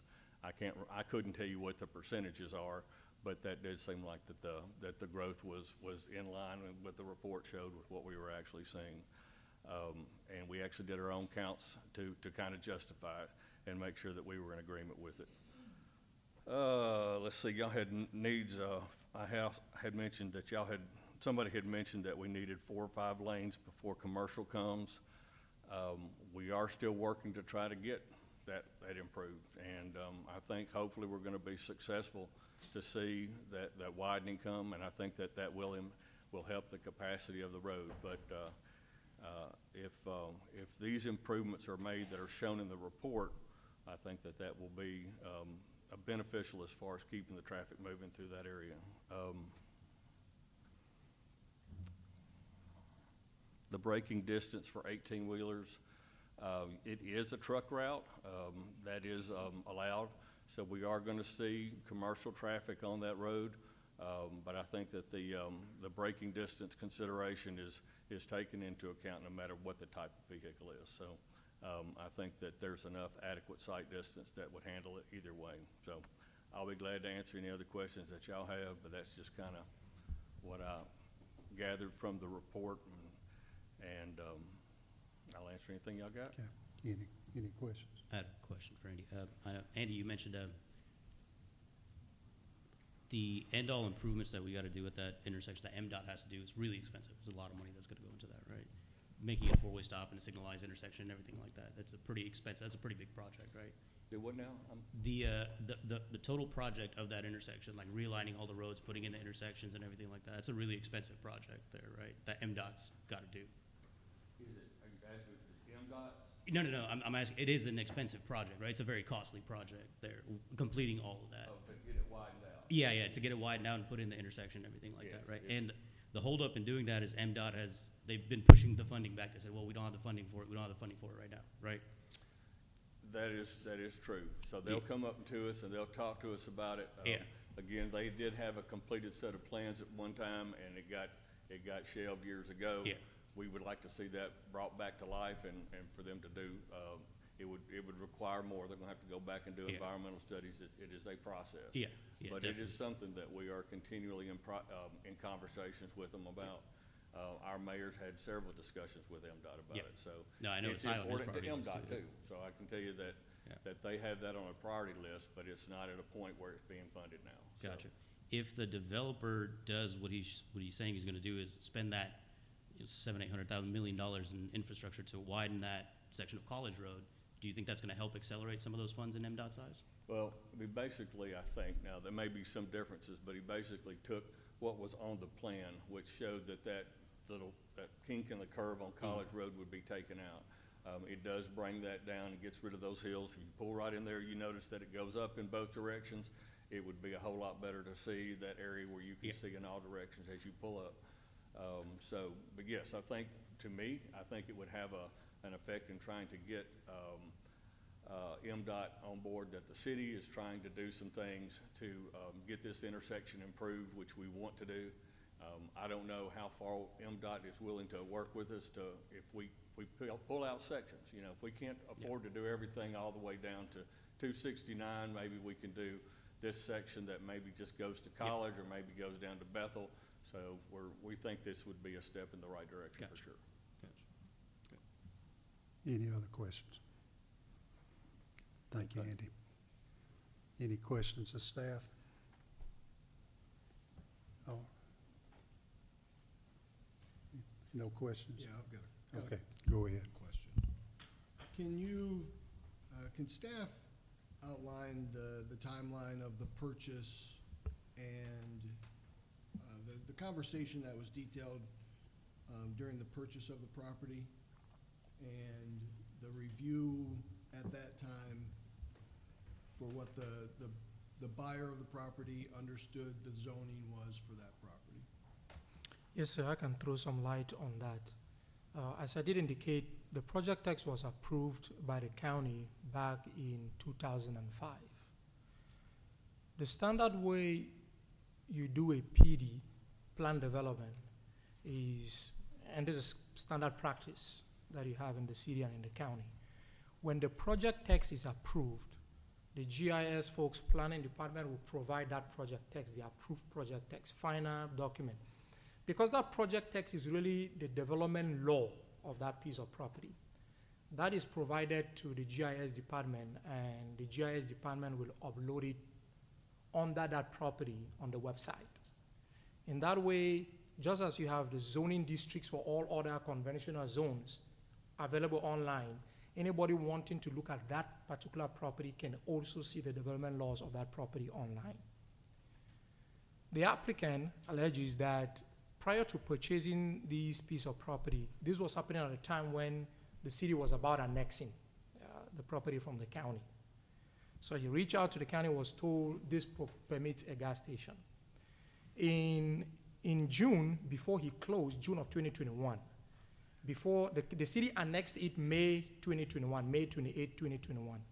In June of 2021, before they closed on the property, he called the city to inquire, to make sure that the zoning has not been changed, that the city didn't annex the property and then change the zoning not to permit a gas station anymore. And he got in touch with, as alleged in his letter, a female staff that was working in the planning department. At the time, we did have a staff, who is no longer with us.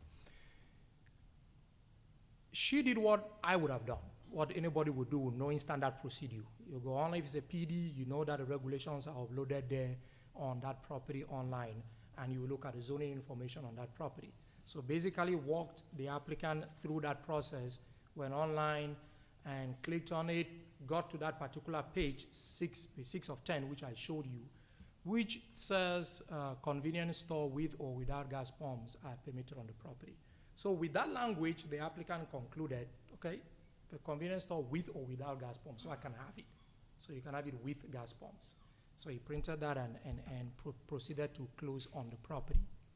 When eventually he called, Silverlink called me wanting to start doing the construction plans for this particular site. And I said, okay, let me check whether the site even allows you to do what you are proposing to do.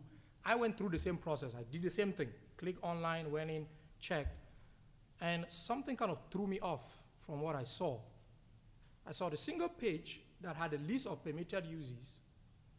And I was looking for more information that normally should be in a project text. You'd expect to find bulk regulations.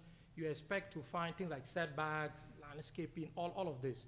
I'd expected to find even this sheet, I'd expected to find this site layout.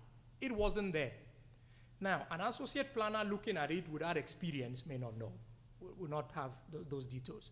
So when I was kind of thrown off by that lack of information, I decided to go back to the county and say, I need some more information. Something doesn't seem to be right here. And I got the paper file, the papers that were not uploaded online. And it's in that paper file that I found this drawing that you have in front of you. So that is kind of, and then I told them, hey, and then I started reading through the minutes. Where it says gas pumps are not permitted is buried in the minutes of the Board of Supervisors meeting that made a decision on the project text. What should have happened is that when the Board of Supervisors made the decision that there wouldn't be gas pumps on this particular site, the county should have followed up with the applicant to revise what they submitted, provide it back to the county, and then the county upload that final revised text online. They didn't do that. So you now have this administrative lapses. That's basically what happened. Although you have those minutes, they are online, but as I said, generally nobody looks at minutes. Even when I'm looking at whether zoning is permitted on a piece of property, you don't go looking at minutes. You look at the zoning regulations, not the minutes of a particular meeting. So essentially, that's how we got here. Did they schedule a pre-development meeting at all, or was it just phone calls back? Yeah, it was. That's when I told them that they need to come in for a pre-development meeting and then go through the process of revising if they want to do it. Have gas pumps there, then they have to do a project text, do engineering studies, and all of that. But at that time, they had already acquired the property with that information that they had found online. It was done. Any other questions? I want to reiterate one thing and just clarify. As it sits right now, if this gets denied today, they can go out there and build a strip center there tomorrow and not have to put the buffer, the fencing, the everything. They would As be it is fine. today, and somebody brought up that point in terms of 2 driveways. 2 driveways is really what they are permitted today, which we are trying to stop, because that will make it more unsafe. 2 driveway is what the county approved, which is this driveway and this driveway, so to speak. 2 driveways is the ability for them to subdivide this property and create 2 lots.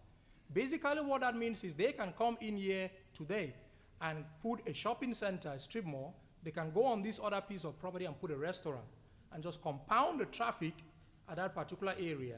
That is what we are trying to avoid today. If these were denied, they will not have to build the new college road that we're talking about. They will not have to spend that money.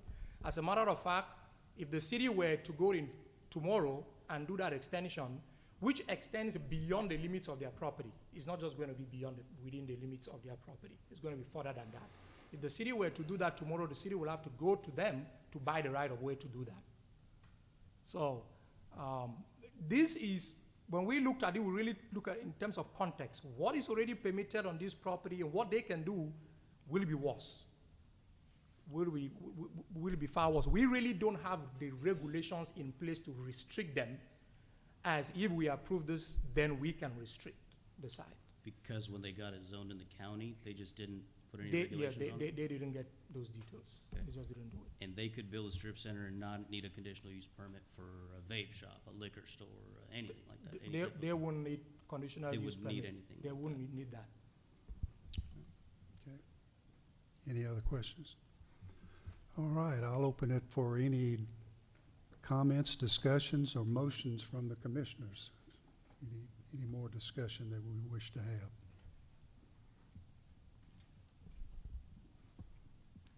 If not, I'll entertain any motions from anyone.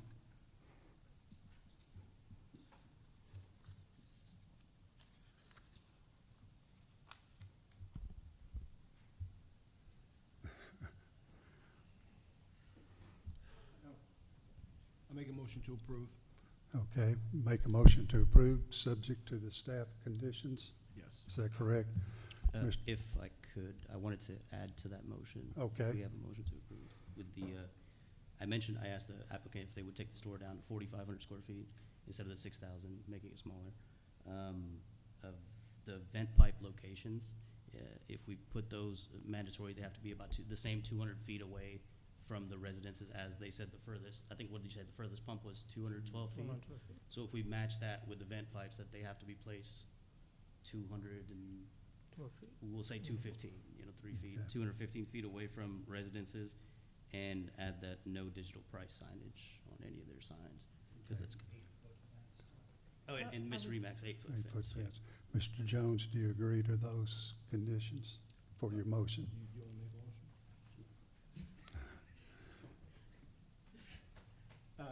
I amend my motion.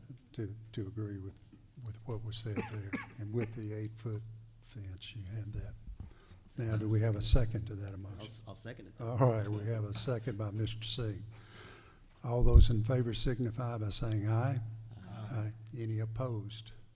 So the motion carries, and the gas pumps are approved.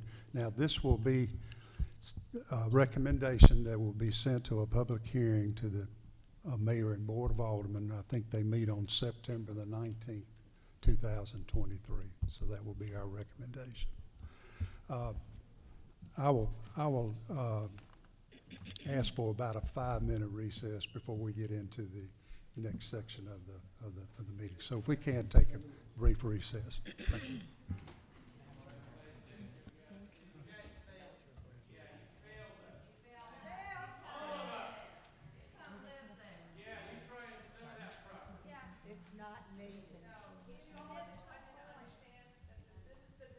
Please make sure September 19th is the Board of Aldermen's meeting.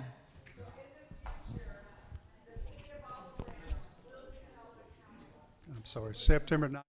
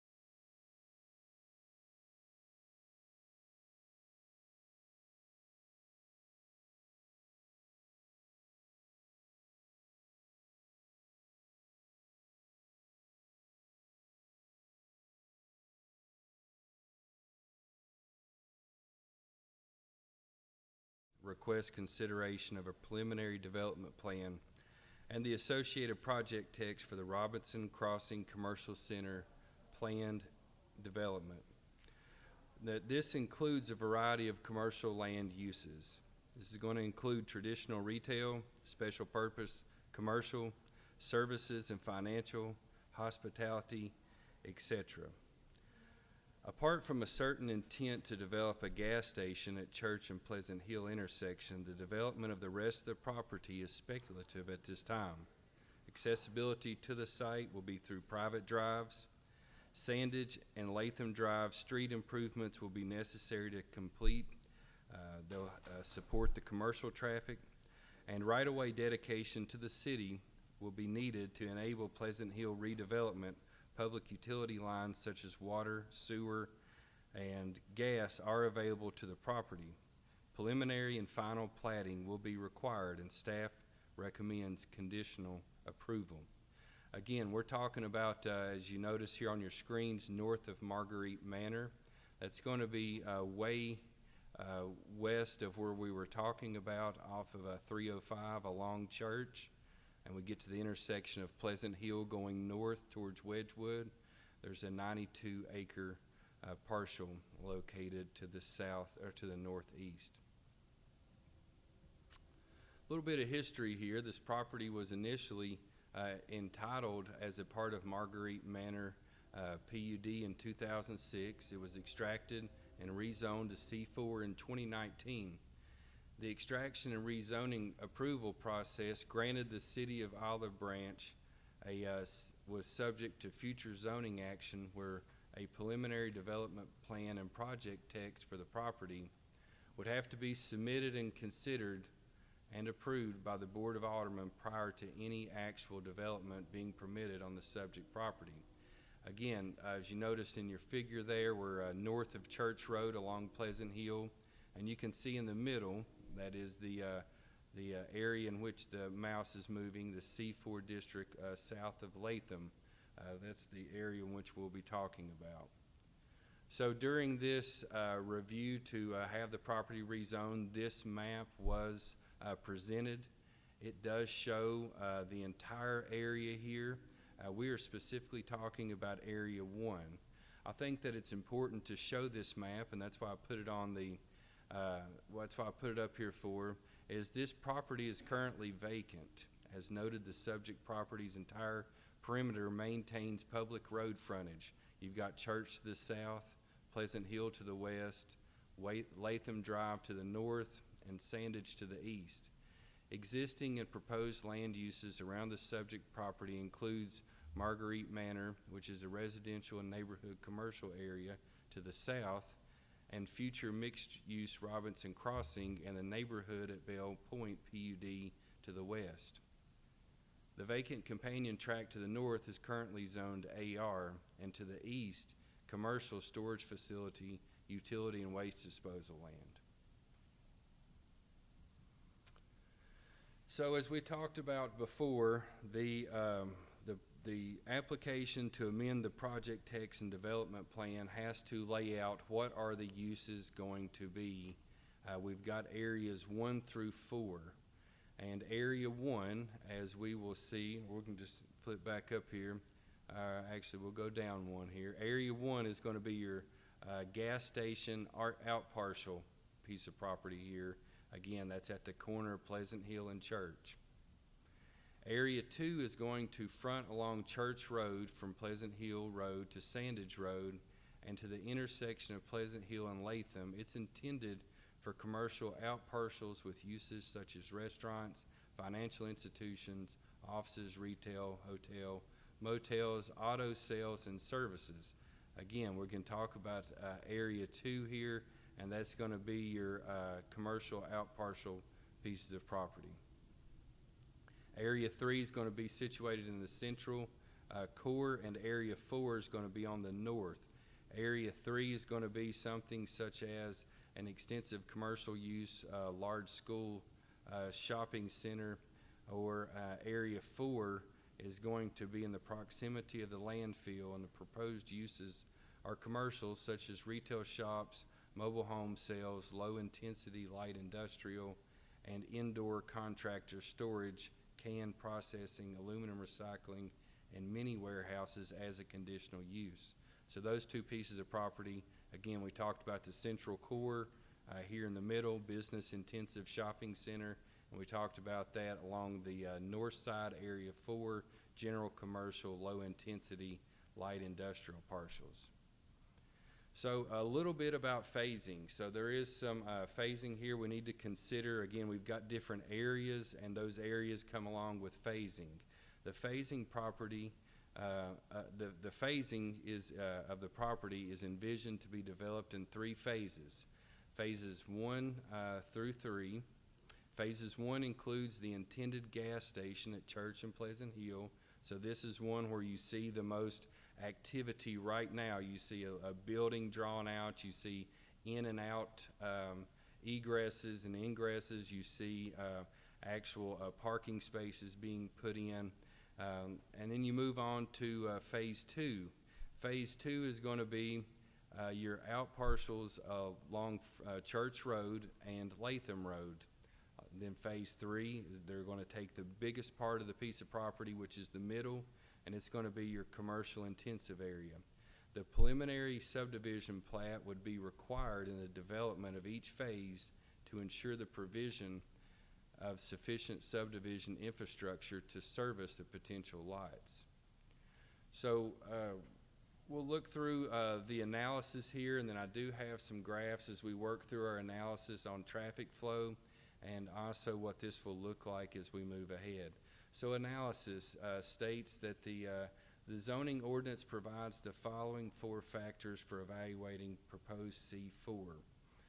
Planned commercial developments. Again, as we had talked about, to reiterate the character of the community in light of the quality of construction proposed, the architectural compatibility of the proposed development with surrounding development. So does what they're going to be proposing to build, does it fit the proposed or the surrounding development?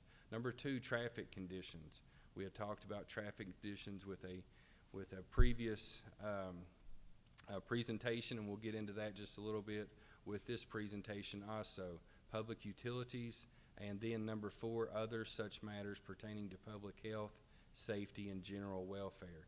So number 1, does the character, does this change the character of the community in light of the quality of construction proposed? So the proposed uses contained within section 7, that's in the packet that I gave you all. If you go to section 7 of the project text, generally align with the uses permitted in the C2 and C3 districts. That's the highway commercial and general commercial districts, respectively, in the zoning ordinance. In this regard, it's necessary that the building facades be predominantly brick, the utility lines be underground, and any and all ground-mounted and roof-mounted utility equipment be shielded from public view. The ground-mounted equipment should be painted in earth-toned colors such as green to match vegetation, and the site landscaping needs to be lidded in full compliance with the design review ordinance, along with the driveways and landscapings. The general aim is to create an attractive site and to minimize the view of asphalt hardscapes. Again, approval conditions are intended to emphasize this character. Traffic conditions. We move on to number 2. The proposed access and circulation plan does not include the construction of any new public street. The entire site will be internally interconnected by cross-access private drives as indicated by the solid yellow line on figure 4, which will be the next slide. However, I did want to bring to your attention a couple of our findings here. What we did find is, again, all 4 sides of this property are surrounded by public streets. Pleasant Hill to the west is under government redesign as a median boulevard with restricted points of directional access. As I had stated in my summary to start with, the city is going to need additional right-of-way, and that's going to come up as we start to talk about building placement within Area 1. the city's gonna need additional right-of-way that extends into the subject property along Pleasant Hill to enable the design of the new implemented boulevard. Church Road is a 5-lane road. It has a middle turn lane, and it has a capacity for a shopping center scale development. Improvements are going to be needed, may be needed, it says on here, but if you've been to Sandage Road, you know that that's a may be needed to provide sufficient capacity access for the proposed developments on this property, especially if we look in Area 3 that's planned as a commerce-intensive shopping center. And lastly, I'll bring to your attention this number 4 bullet point. The traffic impact of any future development may require that the traffic light signalization of Church Road and Sandage intersection. Latham Drive's a narrow 2-lane road that's not designed for commercial and low-intensity light industrial developments. So as I spoke about here, we talked about that boulevard. We talked about the city is going to need some additional right-of-way. What you see in front of you is basically a drawing from engineering, and Andy is here tonight if you have some additional questions, and I can flip back to this. But what you see in the yellow is the current road as it sits right now.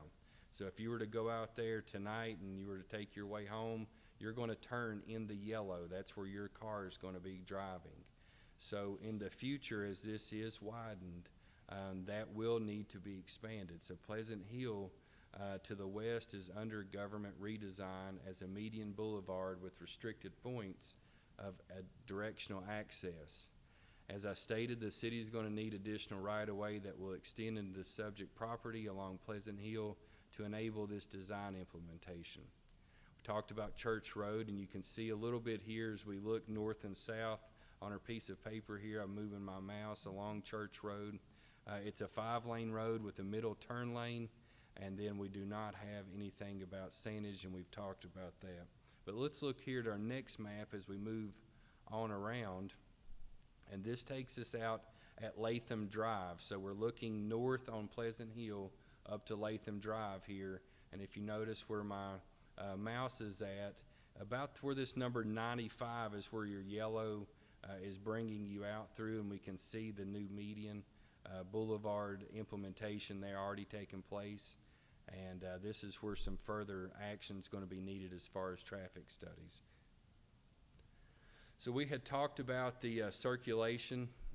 This is the access circulation plan. We're going to go a little bit more in detail with the implementation of this, but as right now as we see it, you can see that the yellow lines actually depict the access and circulation as it sits right now.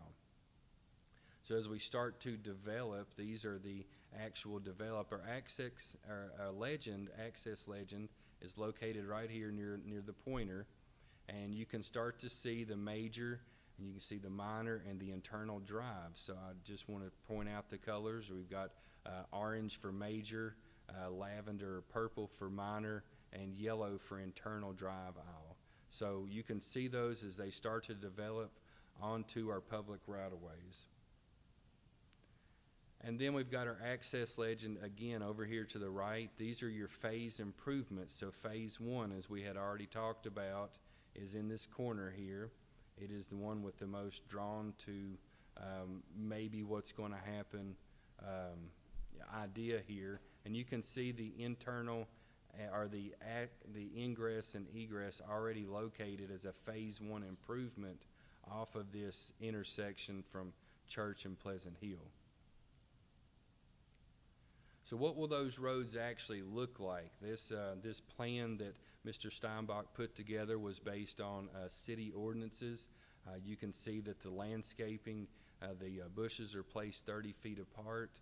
The aisles are dedicated as a 30-foot minimum and also a 20-foot minimum within the parking.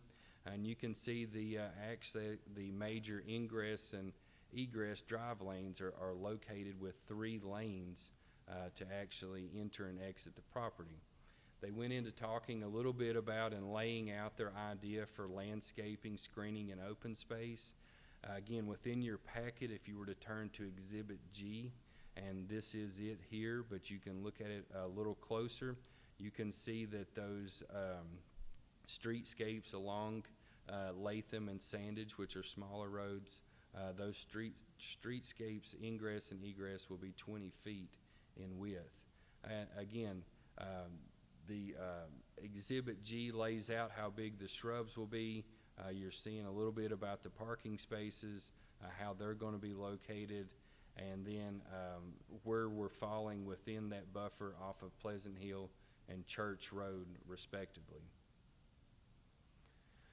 Moving on with our analysis, again, we talked about we would need number 3. Number 3 would be public utility facilities. So our staff finding is of the following. I've got a map, and this is directly off of our City of Olive Branch planning website for maps.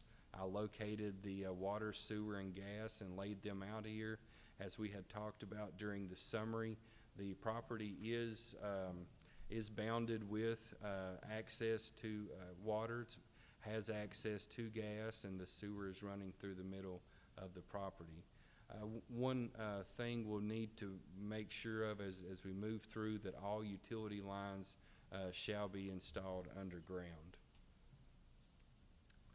So moving a little further with our number 4, and this is our matters such as public health, safety, and general welfare. We talk about watersheds. You know, there's a creek running through here. We've got a couple retention areas, all detention areas already notated on the slide in front of you. Those are in green. Those are the COS. You've got number 1, number 3, and a number 2 up in the northwest corner. So number 2 does extend. It does show that creek, if you'll notice, or probably a wet weather spring that's moving through there and feeding off to the north, that undeveloped property that's up here. It's another Bridgeforth property, the old rock pits up there. So 2 regional stormwater management detention areas are proposed on the north and south. Post-development stormwater flow from the site shall not exceed any pre-development flow. That's important for us to note. At least 17 acres of the property is designed to be set aside as open space, and this includes detention areas, perimeter streetscapes, creek and wet weather conveyance channels, buffers, which meets the 20% minimum open space requirements. We did not find any potentially hazard uses that could pose any significant injury to public health. So moving on here, our next step as we look at this, following the Planning Commission's recommendation, the application should be forwarded to the Board of Aldermen, that shall hold a public hearing and make any final approval decision. The preliminary plats must be submitted by the property owner or developer for the development of the lots in each phase, recommended by the Planning Commission and approved by the Board of Aldermen. Final plats must be approved before building permits may be issued. Again, as I had stated during my summary, we do recommend approval, but that's based on the finding that the planned commercial development standards have been met. They approve and recommend that the Board of Aldermen approve the project text and associated preliminary development plan for the Robinson Crossing Commercial Center Plan Commercial, subject to, we have a number of conditions that will need to be met. And for the sake of reading them all, have you all had time to review them? And if you would you please take the time to review them? And we will walk through them here with the slides, but they're going to be in front of you. These shall be met. I mean, there are a number of them. They're worth noting, but I do want to make sure that we are reviewing them quite diligently. Again, improvement should be the responsibility of the developer and not the City of Olive Branch. The development of a parcel at the intersection of Sandage and Church shall require the improvement of sandage along the street frontage of the parcel to such a cross-section standard determined by the city engineer. The development in Area 3 shall include the improvement of the full length of Sandage Road. It's from the intersection with Church Road to Latham Drive. and the city engineer may require a traffic study as deemed necessary. Cross-section of this improvement shall be included in the preliminary plat for development in Area 3. Board members, I'll ask you if there's a need for me to go through each one of these. I can go through the slides. Jeremiah, what was number 6 on there? I think it was number 6. Yes, sir. Yeah, the very last one on. The applicant property owner is advised that the dedication of right-of-way along Pleasant Hill as mentioned in condition number 5 above, the required 50-foot front yard setback for buildings along Pleasant Hill and the stream buffer to the east of this street may restrict the development potential of Area 1. As we were out at the site measuring, we began to start to see that with the widening of Pleasant Hill, the proposed plan to actually put the building, as it's shown here, lined up with the current road, moves that building and front yard setback to the east. It does not line it up exactly with the way that it's looking here with your green, and that line that you're seeing lines up with a sidewalk, and this building as it sits right here lines up basically with this gas station. So as we went out and measured the approximately 180 feet, and that's from this study here that the engineer put together with the widening of the road, the new 80 feet right-of-way extends into this property, and that's what we were talking about, that the city would need additional right-of-way that extends into the subject property along Pleasant Hill to enable the design of this implementation. So number 6 points to that, as it aligns with the required 50-foot front yard setback for the buildings along Pleasant Hill, and it also takes into account the buffer for the stream that it does not show on the map. Moving on, we can move on through these just a little bit. I do think it's important. Preliminary plats should include cross-section for the widening of roads. Such sections shall be recommended by the city engineer. This, as we work through this, it's a lot of engineering consulting with our city engineer to make sure that we're meeting future requirements, we're meeting what we're talking about on 305. We want to make sure that as traffic starts to increase, there's a place for people to go. There's other communities that have Walmarts and shopping centers addressed with the Walmarts where traffic is confusing, and we want to make sure that we cut that out on the beginning. The last slide here does show these final ones. Again, as you could take time to read through these very diligently, I'm sure you have, but these are all recommended and things that will have to be considered as we start to recommend any approval going forward. That's all I have, sir. Okay, thank you. All right, any questions of staff? If there are no questions, then we'll now open the public hearing, and does the applicant wish to speak and represent the application?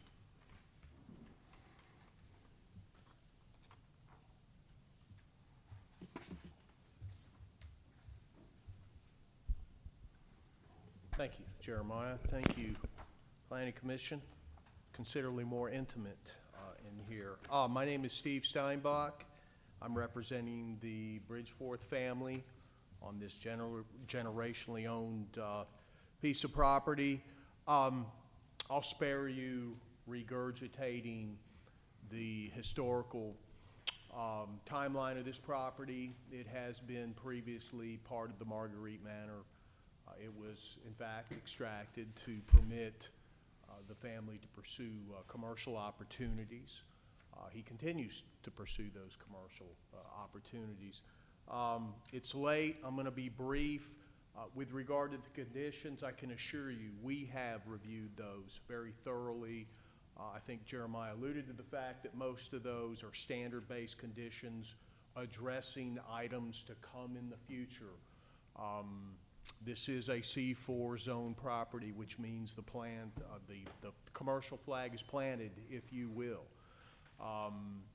The price of admission understood by the Bridgeforth family at the time the property was extracted was that we would have to go through this exercise.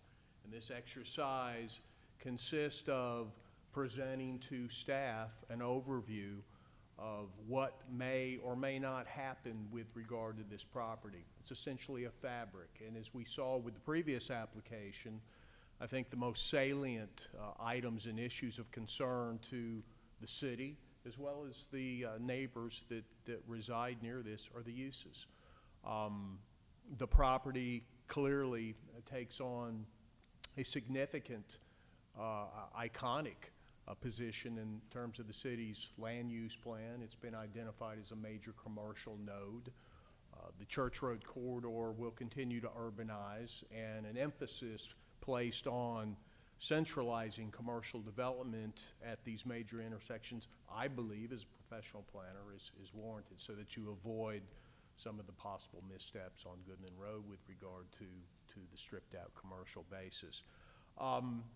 What is this property and what is it not?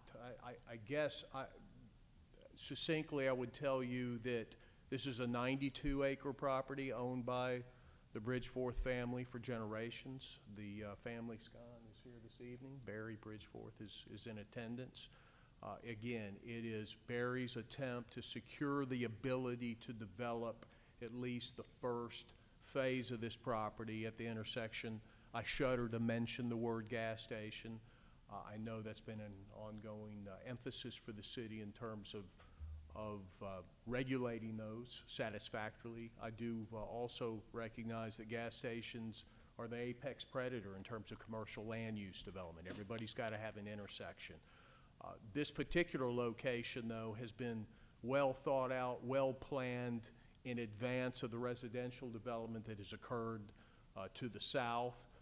There's no development to the north, little development to the east. The Bell Point planned development to the west that I've had the privilege of working on as a combination of commercial and residential development, very, very similar to this particular property. It's a large-scale property.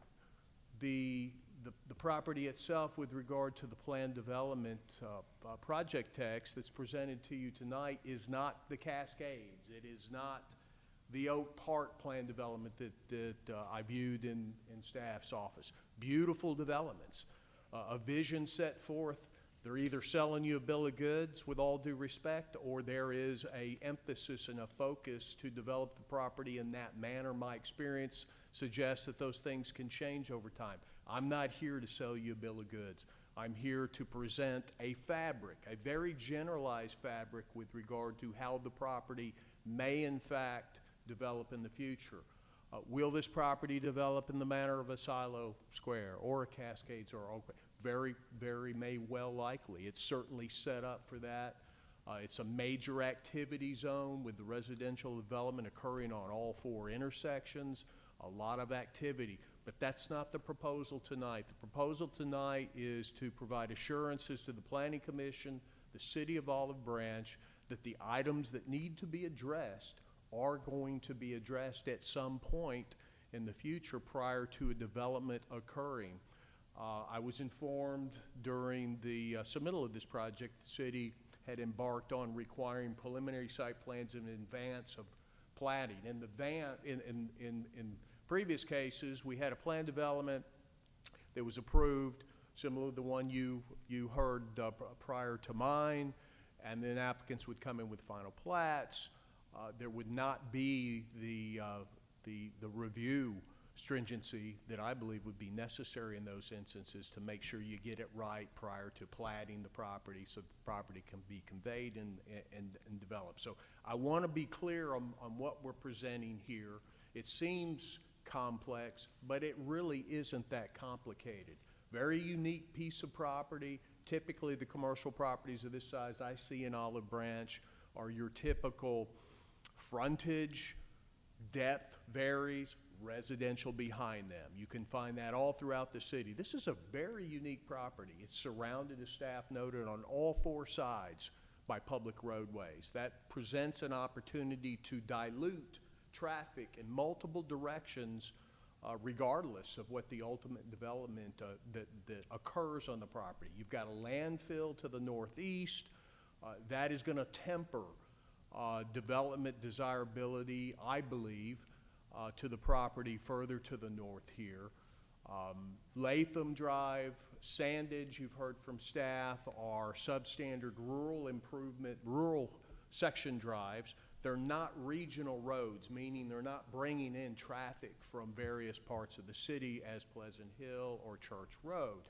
So again, that presents a unique opportunity for future development of the property to dilute the intensity that you would otherwise see with 80 to 90 acre commercial development. And we're talking years. So as it relates to the voluminous conditions in the staff report, again, most of those conditions that I've reviewed wisely address circumstances that will occur in the future. I've had a conversation in full disclosure with staff about several of the conditions that we will either seek a friendly amendment on the floor or make note to the Planning Commission a desire to amend, because I believe that they're overreach. And if I might be permitted, Mr. Chairman, very quickly to identify those conditions. Again, we accept all the conditions with regard to the future improvements, dedication. We fully understand that as the property developments, we're going to need to address those. The first condition, item number 3, provides that any development in Area 3, Jeremiah, could we bring up? Yes, sir. Just so, as I'm speaking with regard to how this impacts the property, any one of the figures of the phasing plan or the preliminary development plan, that would be great. There you go. Thank you very much. So as this condition reads, it provides that any development, I underscore any development in Area 3 shall, that's not permissive, that's mandatory, include improvement of full length of Sandage Road. As I read that condition, it suggests to me that any development that occurs in the middle area, whether it's on the west or the east side, would necessitate the improvement of the entire, and I'm waving my fingers if you can see that, but as you see on your screen, the entire frontage of Sandage Road. That seems a bit much. We would like to see a more permissive language there, may include the improvement, because we don't know what's going to happen there. We certainly agree with the traffic study component that would justify or require. That's a significant off-site improvement requirement for developer that, say, is developing on the west side of this property, just east of the stream buffer. Same thing with item 4, any development along Latham Drive. Again, that's a wide stretch of property. We recognize Latham is a substandard public road, and as development occurs, improvements are going to have to occur. But again, unlike College Road, 305 that you heard before, these are not through roads. They are specific to this property. So the traffic generated is going to be exclusively based on the uses that are developed. The item number 8, any and all driveways along Church Road shall be constructed with deceleration lanes. There are no deceleration lanes that I could find on Church Road, say for your soccer field, from 305 through South Haven, including the development that's occurred on the south side. I'm not suggesting they won't be necessitated by the particular use that comes forward. All I'm asking is, again, that they fall in the same category, in that a traffic study be used to justify their existence or not, rather than a specific compelling standard that's applicable without consideration of the land use. The language contained in the condition number 13 with regard to sidewalks. We had a lengthy conversation with staff with regard to sidewalks, and we certainly concur that some type of accommodation for pedestrian accessibility is necessary. We did comply with the requirement that the staff levied upon us that we show and illustrate sidewalks on the landscape islands internal to the commercial development. Very unique. I can recall very few commercial developments that have sidewalks through the commercial development. Now, I think that there could be opportunities for that through the center of the property, but again, all we're asking for is an alternative consideration, meaning that either that occur or some alternative, because of the property developing to the west also proposes and identifies, because I worked on it, a regional pedestrian connection, and I believe that that should occur maybe singularly through the internal portions of the property or on the periphery, not in the parking lot aisles. And again, it's wholly dependent on what happens. So we're not trying to eliminate entirely the condition, just offer or alternative approved by the Planning Commission. Lastly, on condition 19, the drive aisle connection from the southerly right-of-way right out only driveway to the northerly full access driveway in Area 1 must be completed before the commencement of development in Phase 2. This is kind of odd to me. If we can look at that graphic again, Jeremiah, with regard to that corner, yeah, right on the corner. So, yeah, thank you. If staff can point out what is being compelled of the developer, the requirement is for the construction of the drive up and parallel to Pleasant Hill, if you can slide your mouse, Jeremiah, up to the curb cut. Now, as I read that, it's the drive aisle connection for the southerly right in, right out to the northerly full access in Area 1. So it's entirely within, thank you. So what that says is that when the applicant comes forth with the convenience store at the corner, that roadway would have to be constructed up to that point. Makes little sense to me. Pleasant Hill will have a median, which means left-hand turns will be eliminated. MDOT's new design provides for a left-hand turn, U-turn configuration. We have agreed to the connection from Area 1 across the ditch to Phase 2. It would seem like to me it would be more appropriate to ensure that that connection gets made prior to any development occurring in Phase 2. That's the extent of my request for the Planning Commission. I appreciate the opportunity to present this to you, and I'm happy to answer any questions you may have. Thank you. Okay. Any questions? I'm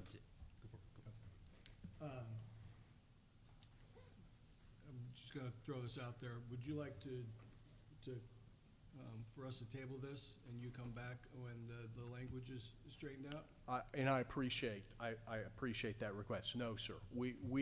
What I had asked, we will accept the conditions as levied and approved by the Planning Commission, but for the record, I wanted to identify the conditions we intend to appeal at the board level. With due respect to the Planning Commission, if you desire to discuss those in advance, I'm on a tight time frame, as everybody seems to be in the development world. So I would ask for your vote of approval. Question that kind of answered my question as well, but I was going to see if you'd rather want to table this so we can see a more accurate picture of how everything's going to lay out on that corner once we factor in the right-of-ways that we're going to have to take into consideration for this. Because as of right now, I mean, I think based on what Jeremiah is saying, once that right-of-way comes in, your whole project there is going to be shifted about like 60 feet to the east there. And if I'm not mistaken, that kind of puts the middle of your building in the ditch. So that's doesn't really give us an accurate picture of what's going to end up there based off of what's here right now. Yes, thank you. If I might address that again, this is a zoning exercise for the preliminary development plan and the project text. So setting forth a template and the parameters for future development immediately on the heels of whatever approval is secured for this project, the property owner's developer will come forth with a preliminary development site plan in advance of a final plat. It works or it doesn't work, or accommodations will have to be made. So it doesn't affect the preliminary development tech or plan or project. Certainly it's something to be taken into account. We know that the right-of-way is expansive, but we don't have the level of details in terms of survey. The applicant desiring the corner does, and they'll have to work it out.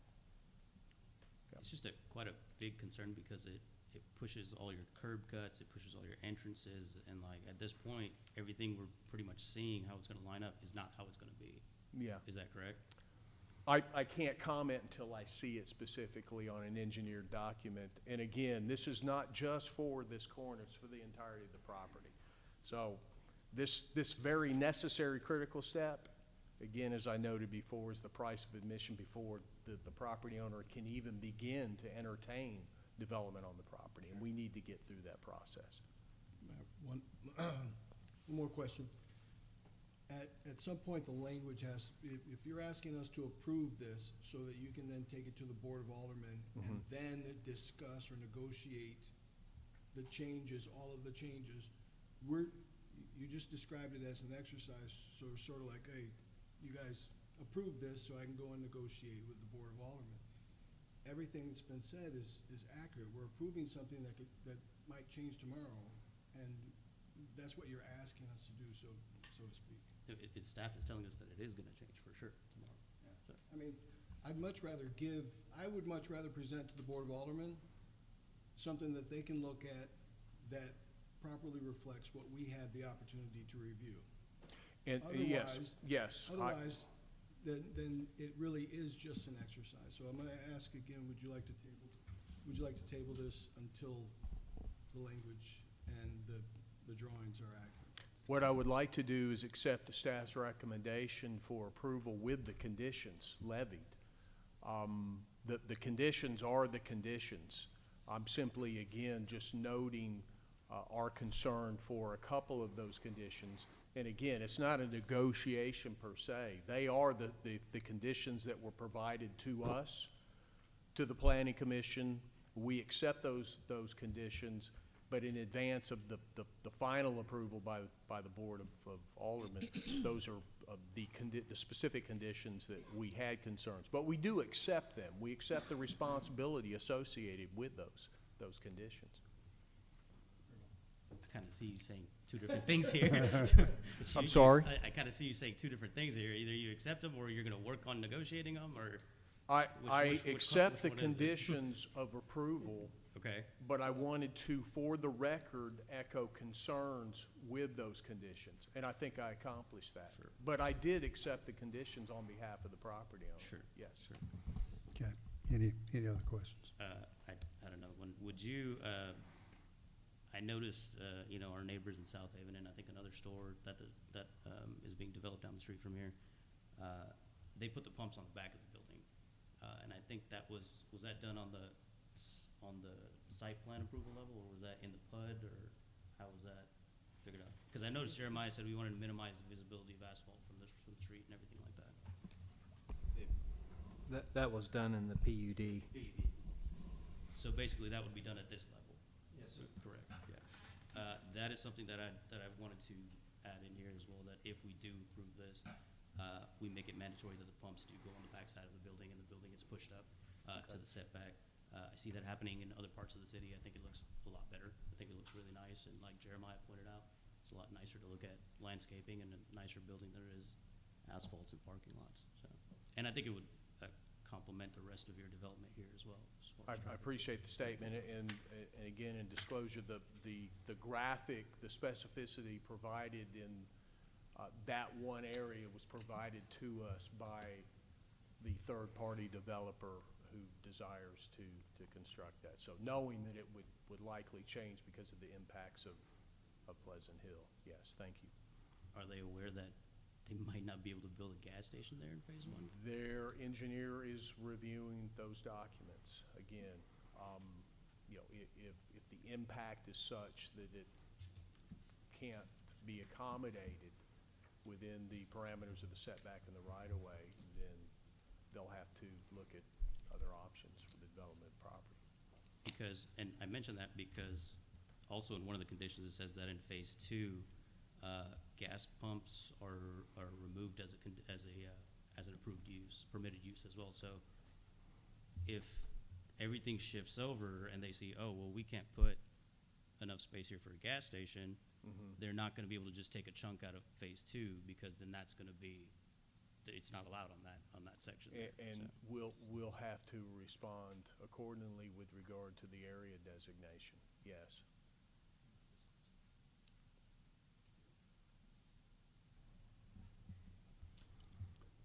Okay, thank you. Any other questions?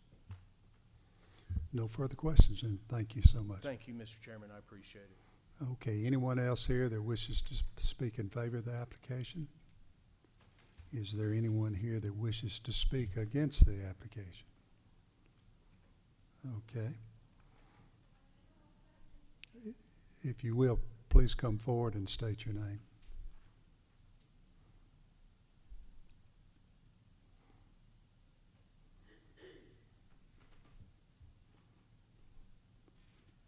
My name is Gina Roman. I live near the property. I'm not for or against. This is more of a fact-finding mission, and I do appreciate the points that you two gentlemen were making. And Yeah, Gina, if you'll give us we your agree with that. address give us your address for the record, please. 4711 West Sandage Road, Olive Branch, Mississippi. Thank I don't know the protocol here, but what I think would be a good idea is, rather than an attorney representative, since Mr. Bridgeforth is here, would he be willing to speak as to his ideas for the development, since we live so closely? The esteemed attorney did mention that reference to the silos and the cascades, and as someone who lives close to that, I want to go on record as saying, let's raise the bar for Olive Branch, from strip malls to destination places, somewhere you would want to go walking, have coffee, you know, where you would want to be. Let's not just build another shopping center. We don't need another place to get our nails done. I mean, I like nail places, but we've got enough of that kind of development. So with Mr. Bridgeforth, and I apologize, we haven't been introduced, so would you raise your hand so that I can know who you are? Okay, great. Gina Roman, nice to meet you. I would love to hear your point of view, your vision. I'm excited. It could be something really nice, and if that would be possible. Okay. I request that, if that would be Okay, possible. we'll open it for anyone else that has any comments or against the application or for the application.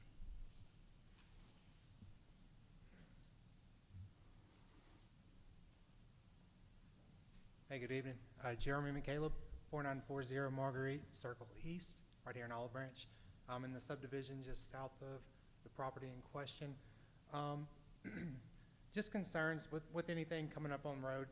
It's going to be more, ingested right there. It's going to show more people. It's going to bring more unwanted stuff that we don't want. In our neighborhood, currently we have an individual who's staying at the gas station, which the gas station is directly across the road from the presented one right here. He's a homeless man, and we occasionally see him in the neighborhood and stuff like that. I don't want to see more of that in my neighborhood. I want my family to be safe while I'm there. And honestly, I would love to see Olive Branch slow down on development, period. But I know this isn't really going to go far for me saying that. Just looking out for the neighborhood right there and anything else coming up, it's going to slow it down. It's going to have a lot of construction going on. So all of these things are going to bring into that area.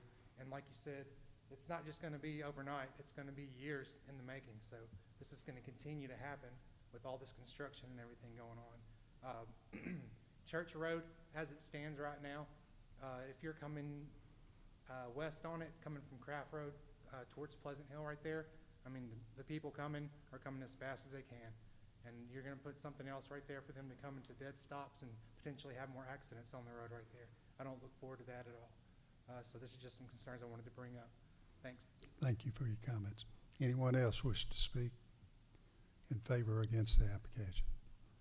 If not, does the applicant wish to respond to any of the comments?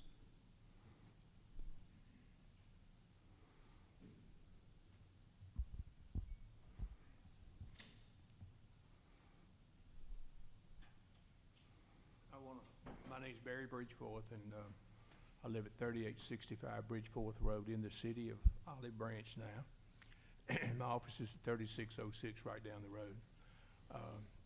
The explanation to the young lady is I did not put my hearing aids in. I have not heard one word that she said, and I don't know what she said, and I would like to invite her to have a cup of coffee. Is that what she was saying?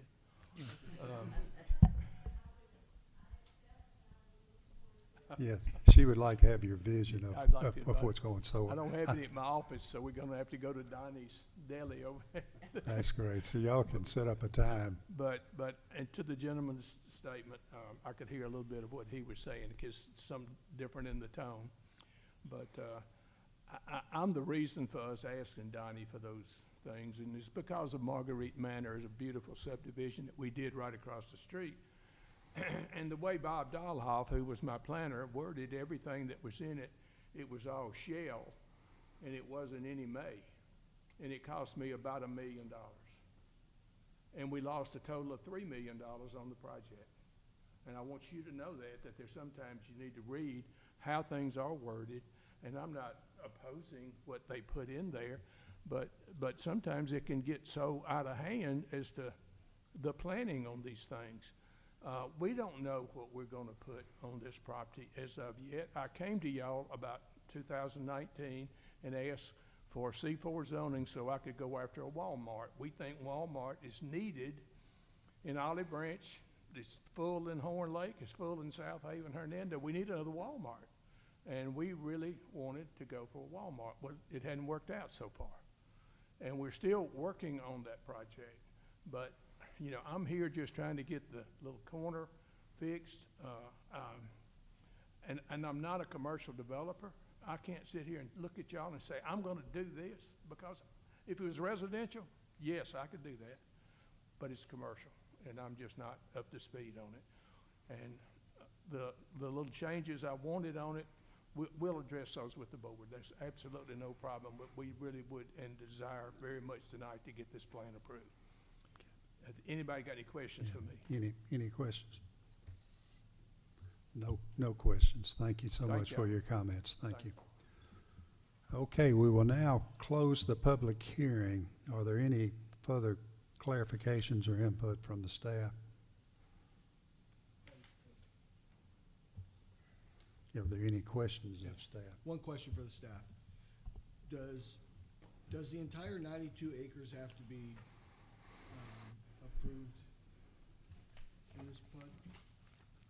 I mean, do we have to, why are we addressing all 92 acres if they're concerned about the roads with Zone 3 because of the big package and the conditions that are being put on it?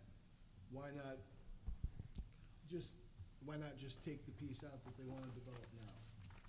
That's sort of a question.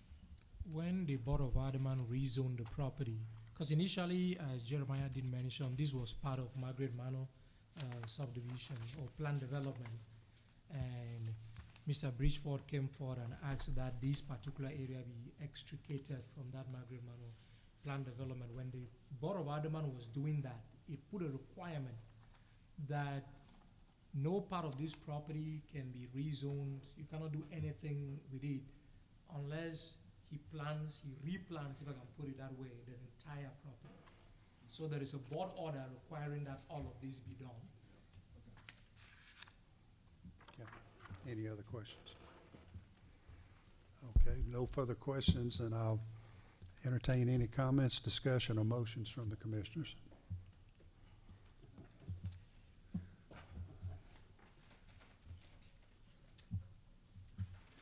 I'll make a motion to approve, subject to all conditions 1 through 21. And I'd like to add the condition that the gas pumps be located behind the building. Okay, we have a motion by Mr. Shumpert to approve the application, subject to all staff conditions plus the gas pumps being located behind the building. Do we have a second on that?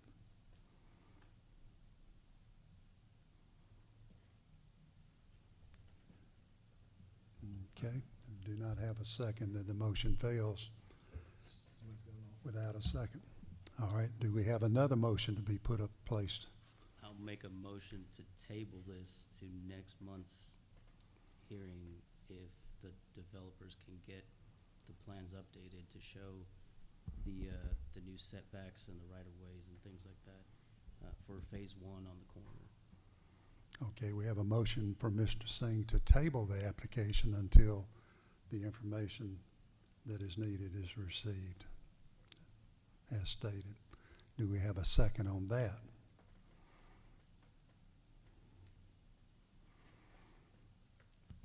A second. Okay, we have a second by Mr. Jones. We have first by Mr. Singh and a second by Mr. Jones to table until we receive further information, subject to Mr. Singh's comments. All those in favor signify by saying aye. Aye. Any opposed? Nay. And I'll vote nay on that also. Okay, so the motion carries, and we'll table this until further information is received.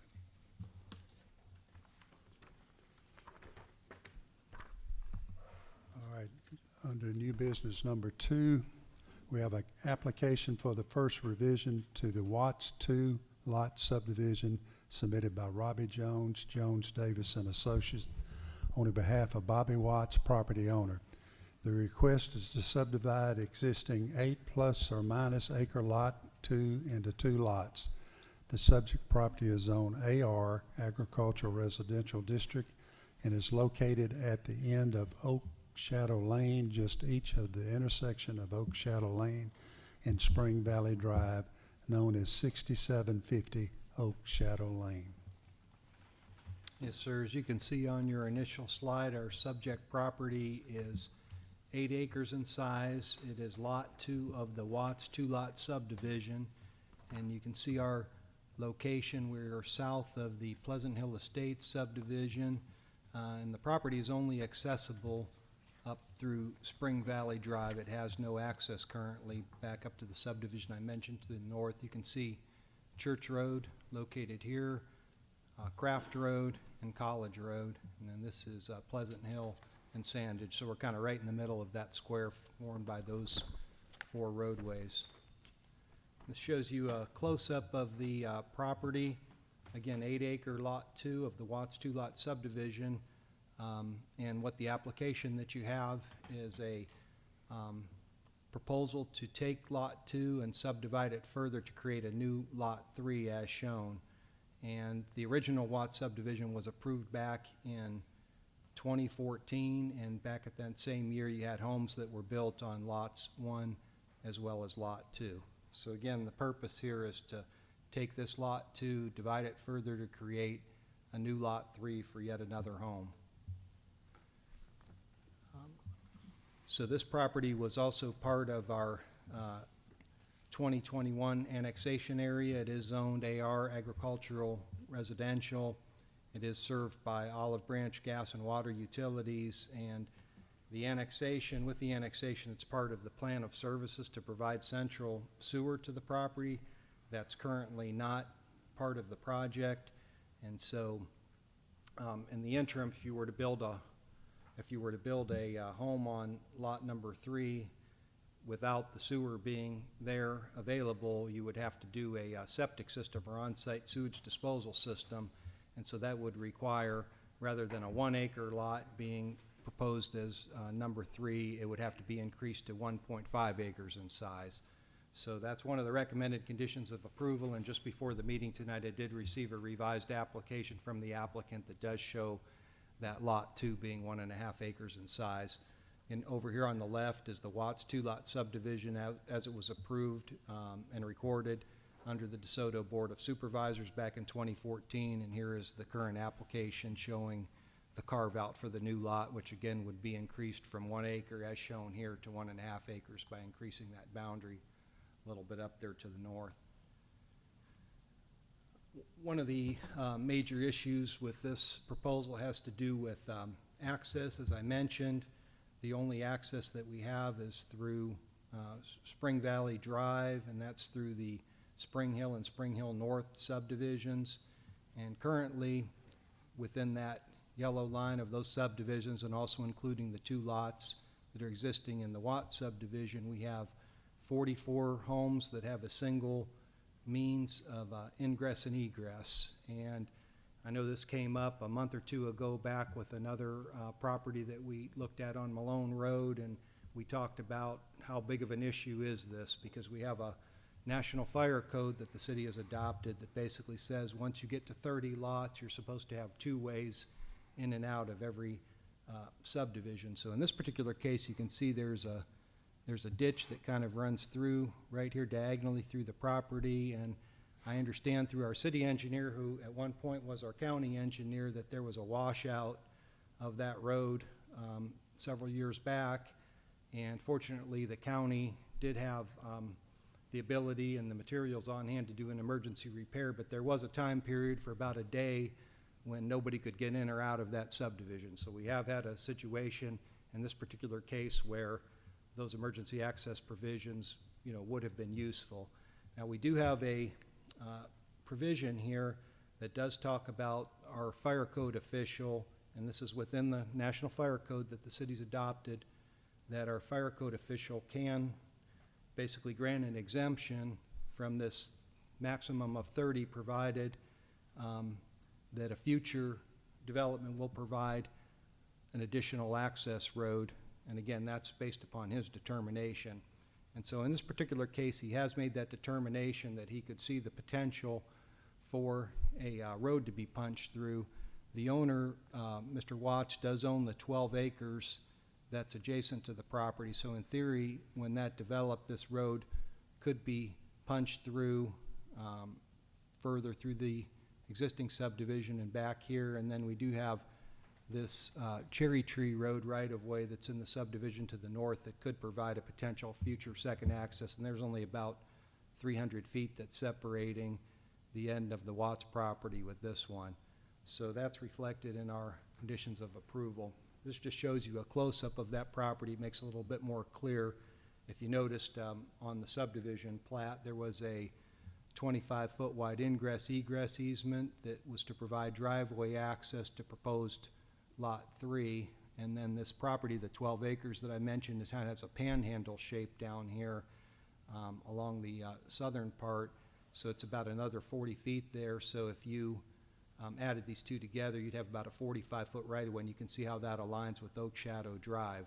So again, the idea would be, in the event that this 12 acres were to ever develop, what would happen here is, rather than this just being a driveway, it would be converted into a future right-of-way, and that road would be punched through, back through there. So that was the basis of the fire chief's decision, that he reviewed it and did determine that access roads will connect with future development, and he did approve the exception that would allow subdivision over that 30-lot threshold. And this is the view from Oak Shadow Lane looking eastward into the property. In your staff report, I did state that this was a gravel driveway. It's not. It is a concrete driveway, and then you can see the branch off here that would be for the new driveway, and it's currently a dirt facility that would go back to serve that new Lot 3. And one of the provisions that we do require in our code, as it's currently written, is that we do require paved driveways, and this would be about an 863-foot distance along that panhandle portion to get back there to this home. So we are considering provisions in the new zoning ordinance that may give some relief in these agricultural areas for full paving requirements. But as it stands right now, those are not yet in place. So if we get to the recommendation, it is to approve the application and recommend forward to the Board of Aldermen that the Watts 2-lot subdivision would be able to be subdivided further to turn Lot 2 into 2 lots, subject to these conditions as noted. I did remove number 3, again, because they did give me a revision just today before the meeting that increased that lot from 1 to 1.5 acres in size, and so that would be large enough to be able to obtain a permit to do on-site sewage disposal, so there's no need for that condition moving forward. And then also I had some wording in this recommended condition number 4 that was dealing with The initial part of that driveway, which I did discover as of this morning, is actually a concrete facility as opposed to a gravel one, so that can just be left at our current zoning regulations do require that the driveway to Lot 3 shall be paved. And there's just a small tweak to number 5 that on the final plat that would be for recording, we would remove those depictions of the home footprints and whatnot that's on the plat, because that's not necessary in the division of the property. And that concludes the staff presentation. I believe Mr. Jones is here representing the applicant. Okay. Is there any question of staff?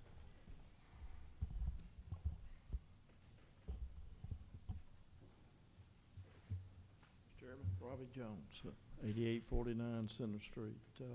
We agree with the conditions of So you agree with everything, Thank you. conditions? Any questions? No questions then. Thank you, sir. Thank you.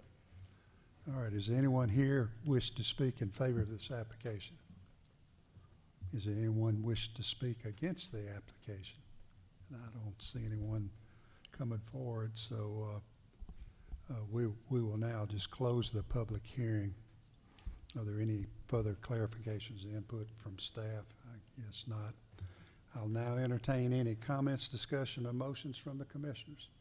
I'd make a motion that we approve this application with the updated conditions. Okay, Ms. Remack made the motion that we approved, subject to the updated conditions. Do we have a second? Second by Ms. Singer. All those in favor signify by saying aye. Aye. Any opposed? Then the motion carries and application is approved.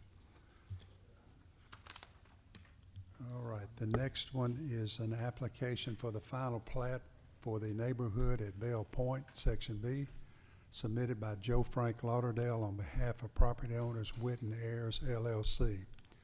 The request is to divide 23.77 plus or minus acres into 25 residential lots and 1 common open space.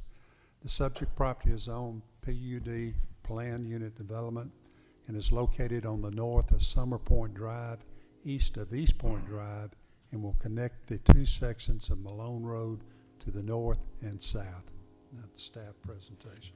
Yes, sir. You can see on the initial slide the 23.77 plus or minus acre subject property, and it is proposed to be subdivided into 25 lots, that being Section B of the neighborhood at Bell Point subdivision, and that PUD that governs the division of this property was approved back in 2004 and more recently amended back in 2020 by the Planning Commission and Board of Aldermen.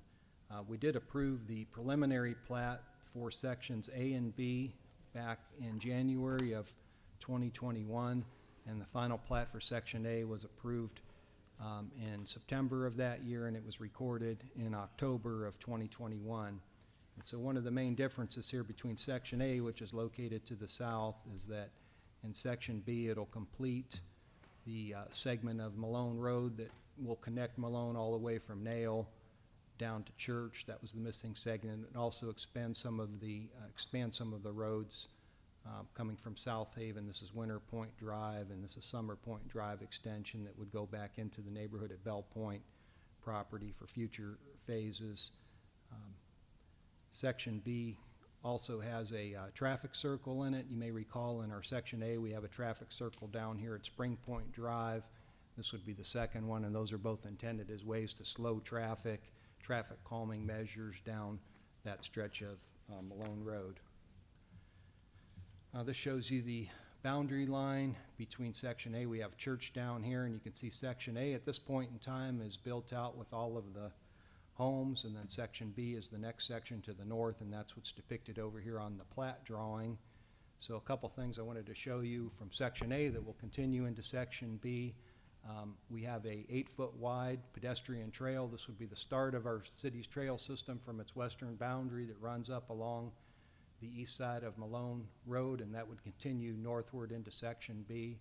And then also these roads that come out, you can see we have no sidewalk, curb and gutter over here to the west side of the earlier versions of the Bell Point neighborhood. Over here you can see that we've had sidewalk, curb and gutter that was extended here along these two lots with the road that stubs out here to the east for future development into the neighborhood at Bell Point. So if we go over here, you'll see what's shown on the green line would basically be the trail that would be built as each of the homes were built along there. And then we have a 40-foot wide cross-access easement up here that eventually, and Mr. Steinbach mentioned this earlier in his presentation on the property that's located over to Pleasant Hill, but the idea would be that this trail would take a westerly turn here, and so we have a 40-foot wide easement along the north part of Lot 30 for landscaping, and that's a buffer that was required in the 2004 PUD between the neighborhood at Bell Point and the Roman Forest subdivision, or Roman Hill subdivision that's located here to the north. And then also we have those roads that are proposed to be stubbed out, and what these arrows show are the proposed sidewalks that, and curb and gutter sections that would continue over into the neighborhood at Bell Point. As it developed further, we would anticipate that we would probably have a PUD amendment that would allow there to be smaller lots, a little bit higher density over in that section. And we have a few problems with this particular one. One, I mentioned the 40-foot wide landscape access easement. You know, when this property was being cleared for development, for whatever reason, they didn't leave that 40-foot of trees that were there, and so that's going to have to be replanted up there, and we really need a plan to see that. And also the plan should probably show the layout of the proposed trail that would go through there, although it may not necessarily be needed to be built at this particular time. We do need a plan to show that. We would also need to see a landscape plan for the second traffic circle. That was not submitted. But the main problem with this application is that we had two stormwater retention ponds that have been built in the back of what would be these proposed lots. And there were no provisions really put in there to put those into common open spaces or into any type of easements. Well, there was a small easement that was put there, was 40-foot wide drainage easement. This one shows, I'm showing this area up here blown up, and you can see a little bit more clearly as it's blown up that you have a 40-foot drainage easement that doesn't even include the entire retention pond. And then you can see how the lot lines are proposed to be around this project. So if you can envision, if you were a homeowner on lot 25, you know, you've got a boundary line that's running between you and your neighbor on lot 26 right down the middle of that detention pond. And if you were to try to maintain the back of your property here that could grow with, you know, grass maintenance of that embankment that goes down into the detention pond, you'd have to basically trespass. You'd have to go across lot 23 or go across lot 26. If the owner of lot 23 decides to build a fence back there, you'd really have no way but to go this way. And even if you were on lot 26 and you wanted to get to the back of your property for maintenance, you could go through here, but then you've got this riprap area.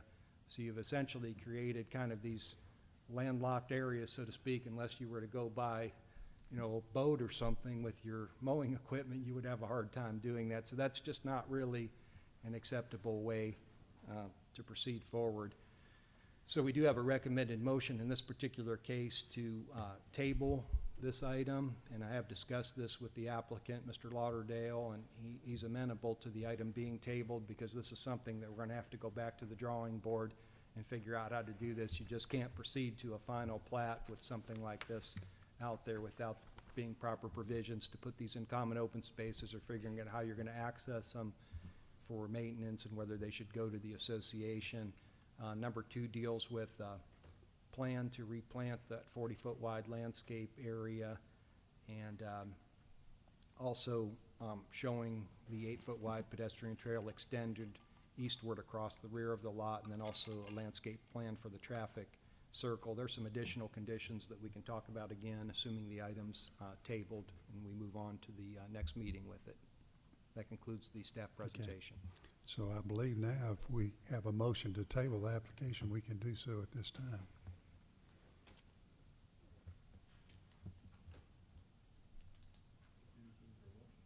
Yes.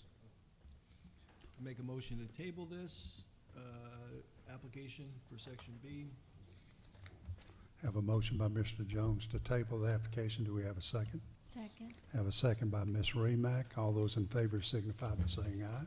Aye. Any opposed? So the application is tabled.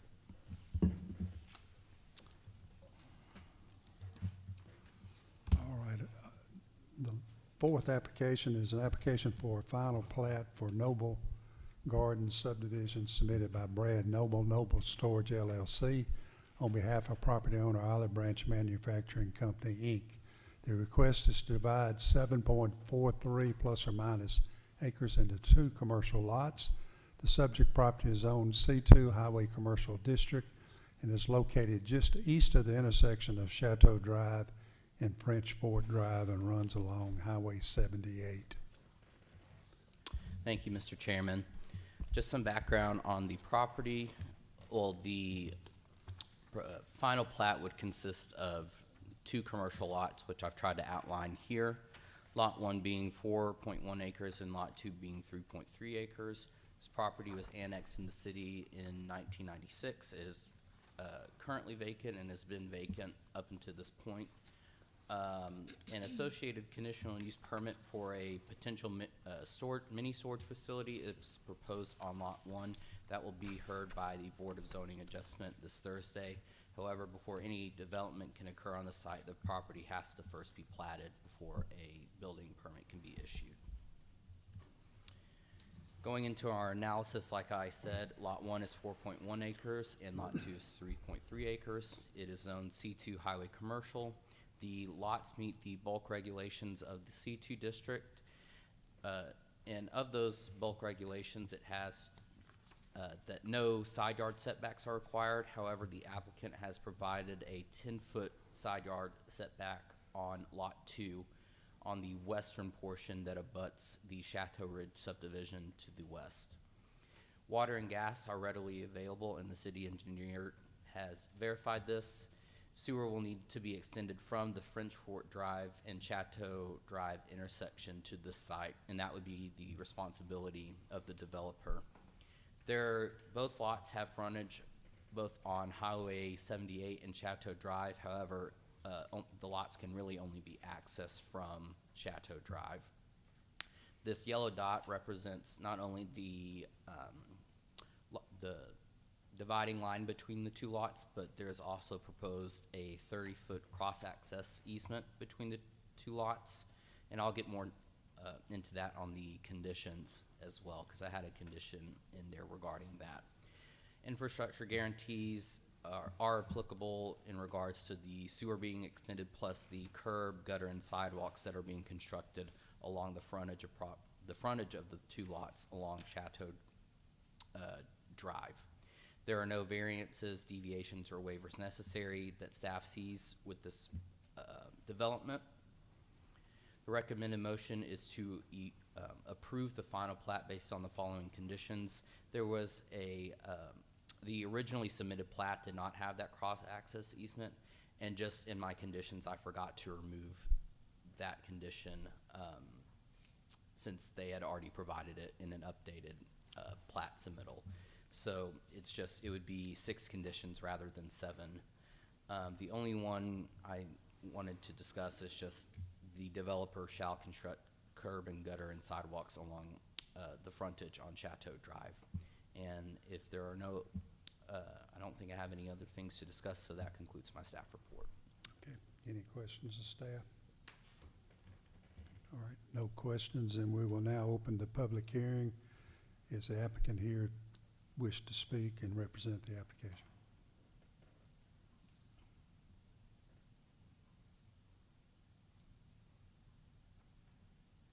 Good evening. My name is James Ergel with Civil Logistics. We're the civil engineer working with the applicant. We take no exception to the conditions that have been listed. Do y'all have any questions for us? Okay. Any questions? No questions. Thank you. All right. Thank you. All right, does anyone here wish to speak in favor of the application? Is there anyone here that wishes to speak against the application? If not, then we will close the public hearing, and I will now entertain any comments, discussions, or motions from the commissioners. I make a motion to approve based on conditions All right, 1, we- 3, 4, 5, 6, and 7. All right, we have a motion from Ms. Singer to approve the application subject to the staff conditions. Do we have a second? Second. I have a second by Ms. Remack.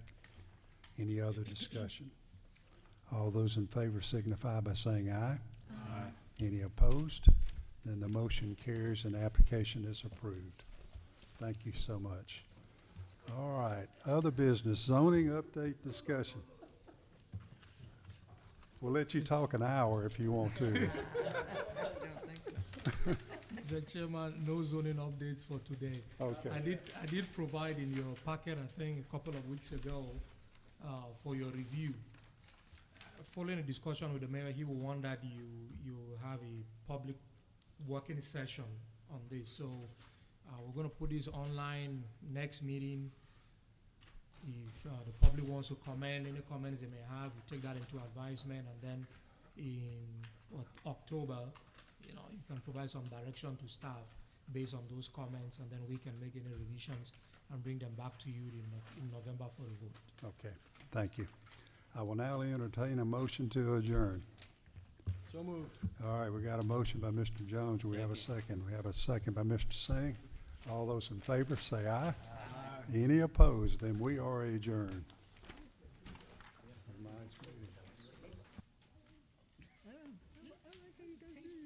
Everybody else wants to kill you.